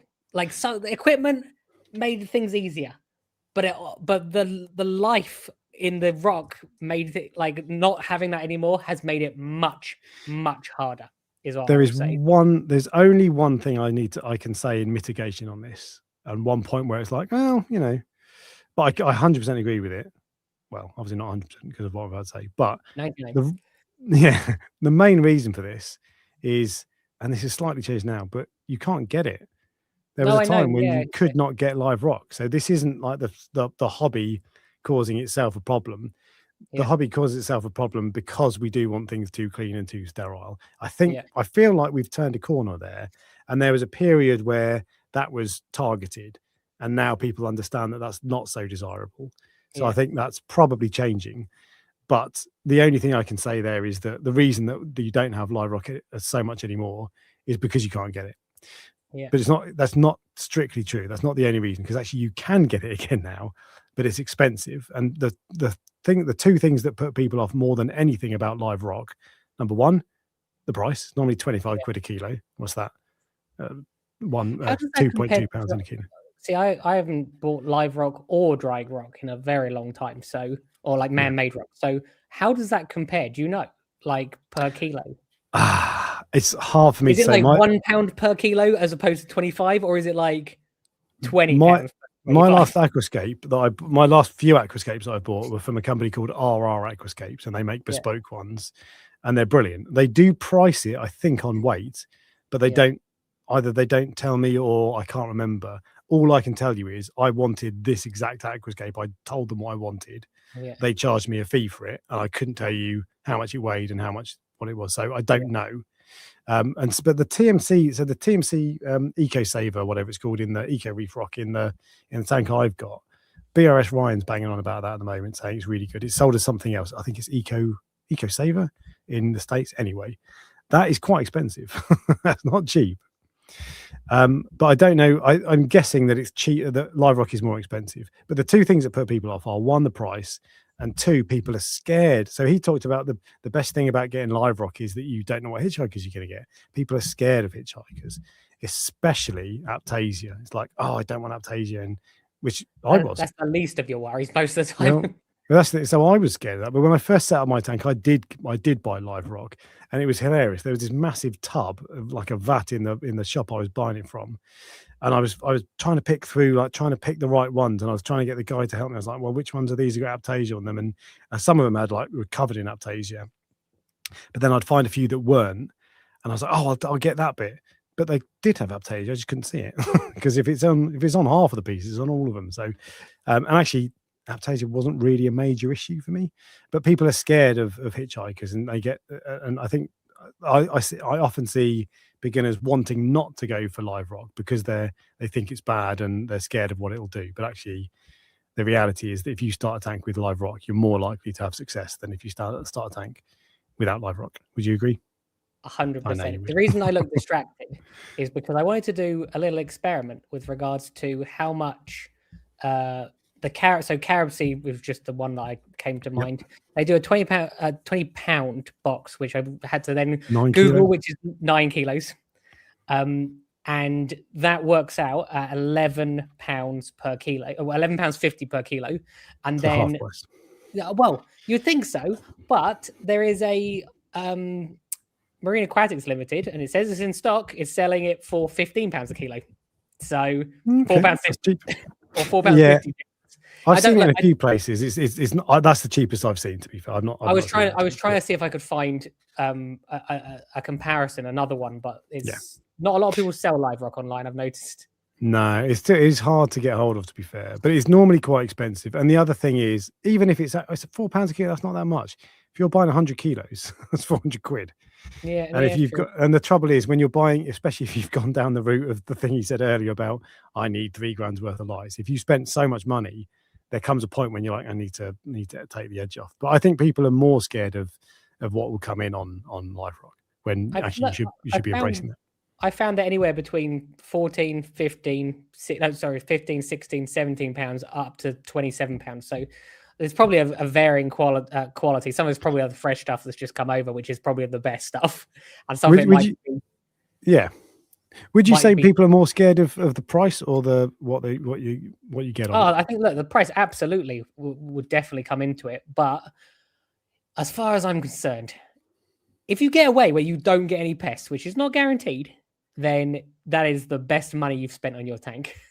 Because the number one thing that gets people to leave this hobby, I think, it's not disease, it's not like maintenance. I think it's when the ugly stage lasts forever. Yeah, I really think that's the issue. If you avoid the ugly stage, you are like. So when I first started my tank, I bought someone else's Live Rock. They shut their tank down. I bought the entire Live Rock from their tank, moved it into my tank, instant cycle. Never had any ugly diseases or anything like that. It was not diseases, the ugly stage. Yeah. When I set up the Red Sea tank, which I thought at the time I was so naive because I was like, and probably similar to everyone else. This was 5 years ago, maybe 6 years ago now. Like sterile tank, bacteria in a bottle, everything was going to be absolutely perfect. I had never had trouble like it. Is the honest. And would I do it? Like, there is not a chance I would start another tank that didn't start with Live Rock. At least a considerable portion of it. Maybe not all of it, but some. And when you say live rock, what do you mean? I'm talking like the fresh stuff. Wet live rock. Yeah. Oh yeah, 100%. Yeah. Yeah. Look, the best, in my opinion, the best dry rock you can get is live rock that used to be, that has died. Yeah. So, but again, that's not easy to get hold of. Yeah. My rock's dead. And do I think that rock from someone's tank is considered live rock? It is definitely live, but is it the same as the stuff from the ocean? Probably. Well, definitely not. There'll be all weird critters and bacteria and stuff like that. Most stuff that you get from live rock, you are likely to get eventually anyway. So an Aptasia or you see what I mean? Yeah. The only exception that I can think of really is like a mantis shrimp. If you got or a bobbit worm, or you're never going to get a bobbit worm on a coral frag. No. What did you say? Octopus. Oh, yeah, well, I think that'd be pretty unlikely, but it has happened. Yeah. Tampa Bay saltwater. They have, so Ryan, BRS Ryan, Serious Reef Ryan, I should call him. He got an octopus on that. But even to be fair, even with an octopus, they don't live that long. So there was another YouTuber who got like 8 octopus or something like that. I can't remember what he was doing. He's not a saltwater. He's not like a fish YouTuber. He does something else, and he was using the live rock as filtration for. It was for crabs, actually, is what it was, like these, big mud crabs. And in that, he had, I might be wrong, but I think he had multiple octopus and a cone snail, maybe on the cone. Right. So, because I remember he filmed, it was a blue ring octopus, I think it was, and he, as a joke, he filmed putting it in like the steps where people walk into the sea, but he obviously didn't actually do that. There's just on the point of view of live rock, Reef Keeper says, why worry about Aptasia? Chances are you will introduce it at some point, even with sterile dry rock, which is true. And also relatively easy to deal with. It can be a pain.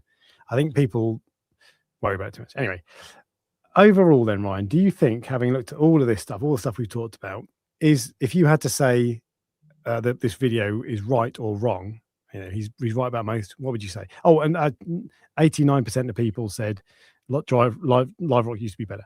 Overall, then, is he right? Is he wrong? Is he misguided? Is he guided? You'll have to go back and count how many times I said yes and no. But personally, I think I would lean to the side that he is yes. I would say a lot of the stuff he said was true.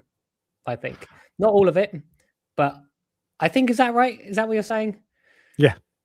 Overall. Do you agree with him, or do you not agree with him overall? Absolutely not on everything, but on some things. There were definitely some points that he made where I felt strongly about them, whereas there were some points that he made where I felt nothing about them. So I would say, yeah. So I'm the opposite. Overall, I would say I don't agree. There's definitely some points he made right, but actually overall, I think there's more to it. Or, well, it's not that he's wrong, because it's the way he remember, you watched the video multiple times. I watched it once. It's true. And it's like, I'm not saying he's wrong, because it's the way he's, like, this is the way he feels based on his experiences. But I'm just saying, what I'm saying is I don't feel the same way on most of it. I have to go back and watch it now to see if I even agree with myself. Exactly. And the poll so far, 62% say that he's right, 38% say that he's wrong, so he's winning. There you go.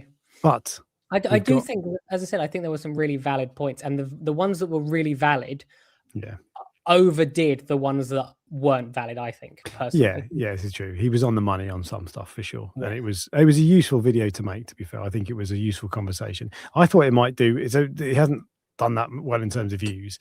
I thought it was the sort of thing because people love drama, and it sounds. I actually don't think it is drama, but it sounds like drama. And I thought that video would do better, but it's only done. It's like 10,000 views, which for his channel is about average, not that special really, but who knows. Anyway, we've got to move on to the news.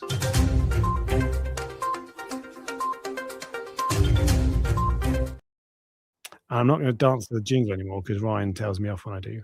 He criticised my shoes the other day. He was like, "Oh, are they beige?" I was like, beige? That was like the highlight of my day yesterday. Alex had these really beige shoes on, and he went, "Are they?" I think you said that, something like that. Yeah, I went, "Oh yeah, you can't tell the colour of them, can you?" So, but even also that hammer coral I get hurts him. Yeah, that hammer coral I gave. Yeah. Yes. That camera coral I gave you was a bit beige as well, wasn't it? Actually, that was really nice. That coral. Yes. I love it. I'm glad you like it. Yeah, No, I I love do. it. I love it. Yeah. Anyway, Oh, news. There's quite a lot of news to get through.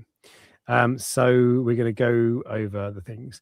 So first things first, and we're going to steer clear of politics and that sort of stuff. But the war in Iran, Ryan, okay. what are your thoughts on the war in Iran? No, the war in Iran does have impacts on the hobby, unfortunately, and Yeah. over the next few weeks, because of just flight paths basically and flight availability. Acquiring availability of fish and corals is going to be a little bit more difficult than it was. It will probably level out and they'll find ways around it, all these sorts of things. But there's going to be a period when it's more difficult for importers to get hold of the corals that they usually do because a lot of the routes are affected. Yeah. Are I you also seeing wonder that if at the all? price will go up. Yeah, oh, I blatantly, yeah. do you know what is interesting? Well, I am seeing, and has actually happened. There has been a spike in people buying wholesale corals. I spoke to one of the wholesalers. There have been a Okay. spike in the shops. You know how people go, and the people Panic out there buying. panic buying petrol at the moment. Yeah. People are panic buying coral, which I don't know how bad it's going to be. What will be interesting, there will be less flights, which means if there's less flights, that means the cost of shipping stuff goes up because supply and demand. Same as with COVID. I don't know if it will be as bad. And the cost of shipping is the majority of the cost of a box of corals. Mm. That's not strictly true, actually. It's not the majority of the cost, but shipping makes a massive difference to the cost of corals. So I'll be interested to know if the corals that come in are going to be more expensive. I don't know if they will or won't, but in theory, they possibly could be. Maybe I should go and panic buy some coral actually, just to make sure, because I wouldn't want to be without for a couple of weeks. So yeah, You know what I'm saying? Like yeah. during COVID, corals got more expensive. Yeah. Oh, yeah. Well, because everything goes up when, so this war is likely to, this potentially veering into politics. It's likely to put up oil prices, which means petrol will get more expensive, and when petrol's more expensive, everything is more expensive. So yeah. Anyway, so that is the news on that. Let's hope all wars end soon and we get peace on Earth. Fantastic. Next thing, positive news, Ryan. Would you like to tell us the great news? About the corals? Yeah.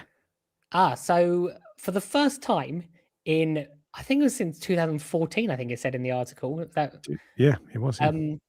Acanthophyllia from Indonesia only, not Australia, and Trachyphylia from Indonesia, although we get Trachyphylia from Australia as well, are allowed to be legally imported again. I spoke to. This is the thing I do want to say. So to the UK, I should say, by the way. Yeah, to the UK. Yeah. So I spoke to Brian at TMC, and I'm hopefully he's happy for me to say this. He does more for the hobby than people probably realize. 100%.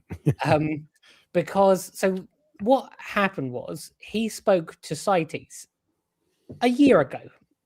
He did tell me the story. I'm not going to be able to tell you exactly, but this is the gist of it. He spoke to CITES a year ago to go basically why are these corals illegal? And they didn't really know. They said that apparently it's just something that had been inherited and it just kept going. Yeah, the last one said it was off. Yeah, and they said, and he said, well, okay, well, how do we go about getting these back into the UK? And they said, oh, it's going to be a long, drawn out process. And he went, why don't we start it then? If it's going to be long, it's going to be a year or 2 years process. Why don't we just start? Because so not a lot of other people are doing that, is what I'll say. There probably are some that I don't know that are doing that, but no, unless someone talks about it, people don't know. So acanthophylia are one of those things that I would say they're on par with like scollies. People love them. I've never had an acanthophylia, not one in my entire life. But people absolutely love them. I can get one now potentially. I think they said it was either 6 or 8 permits, so only 6 or 8 of them came into the country. I know Moss End had one. I think you were there yesterday. Is it still there? It is. Yep, 500 quid. Yep. So, which I actually think is not a bad price considering some of them are like 1,000.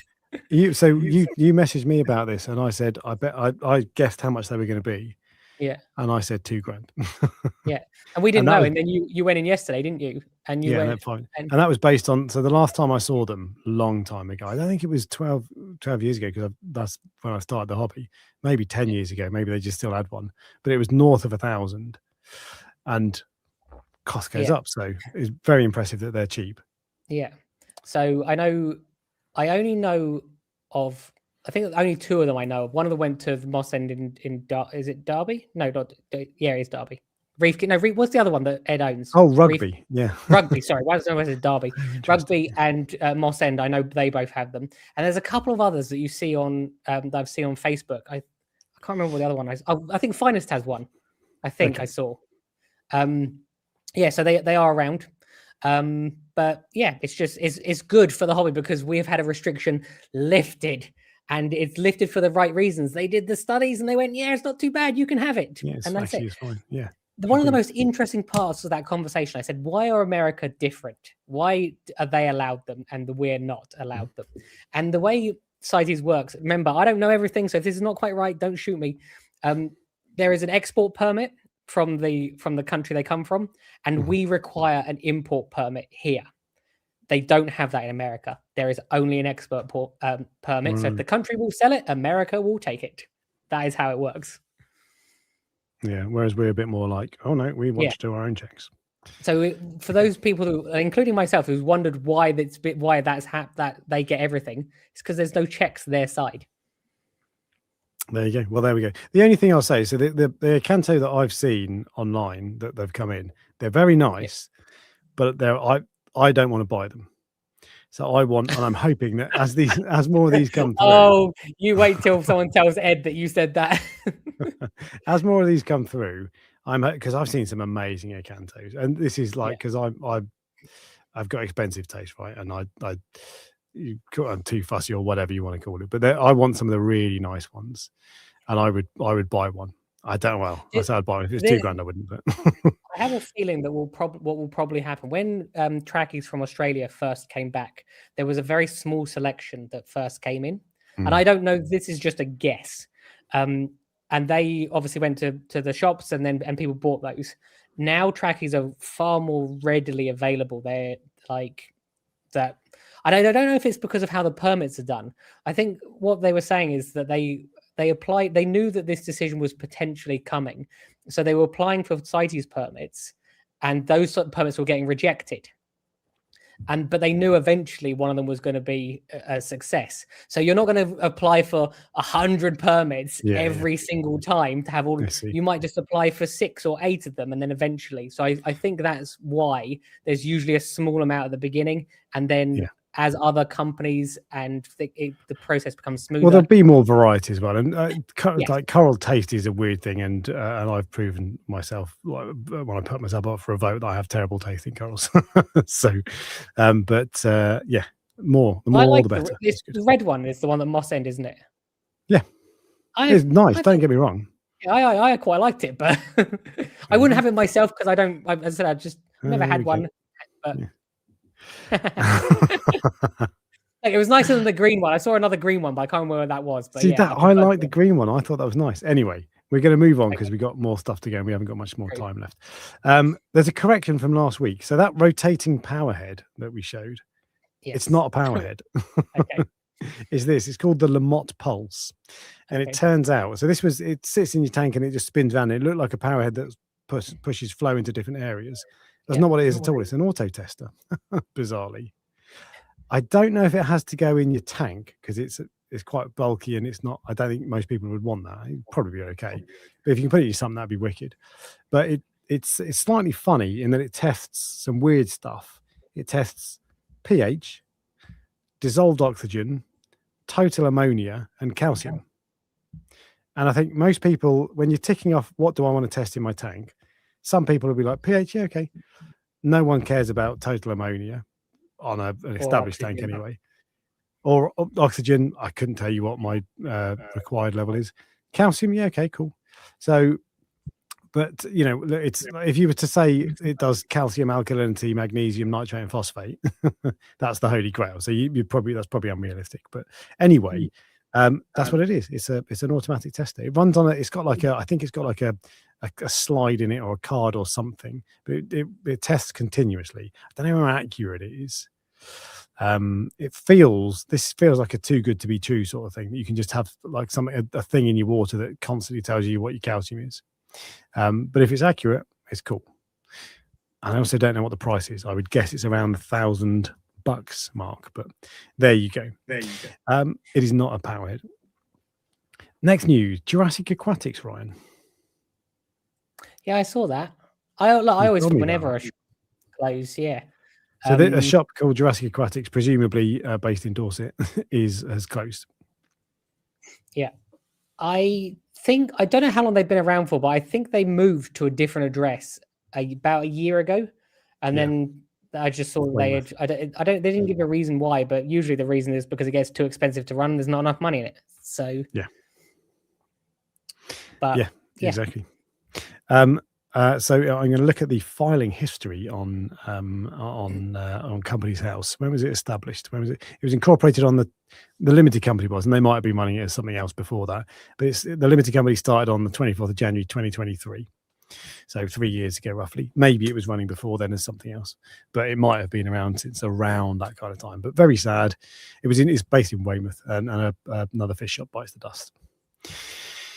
We're going to move on again because we've already run out of time. So sorry to brush up. Run out of time and Ryan's attention. Red Sea. So we mentioned last week there was some news that was under embargo, and it's not very exciting. It's different to what I thought, though. The headline was that Red Sea has bought DD, the aquarium solution. Actually, that's not true. What has happened is the company that owns Red Sea, and did you know Red Sea is owned by an English company? I did not. I didn't even know any of this until you told me. Exactly, yeah. So I think they're called Cresco Limited. It's private equity, basically.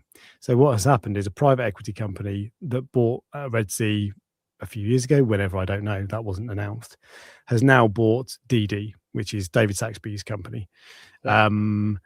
So that might mean some prices go up. It will probably mean they get better at marketing. But ultimately, it's private equity, and we've already spent quite a lot of time talking about the virtues thereof. The only thing I know is that the companies are going to be run separately. Exactly. That's the only thing. And actually, the only thing I will say on that point is, whilst I don't like private equity one little bit, I suspect that nothing will change. So I've talked to a few people, and like there's no plans for anything to change immediately. So in the short term, at the very least, and then maybe the medium term, you won't notice any difference whatsoever. So nothing's gonna move. So I think it's just about having a different.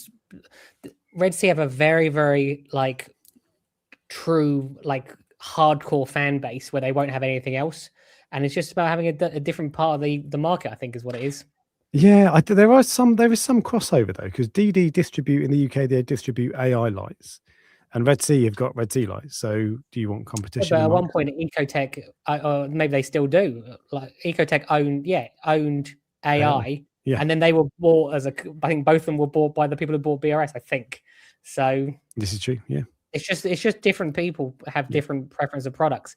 It's like Mars. You buy any chocolate bar, all your money eventually goes back to Mars. Yeah, but that's not a good thing. Anyway, look, that is the news. Goodbye.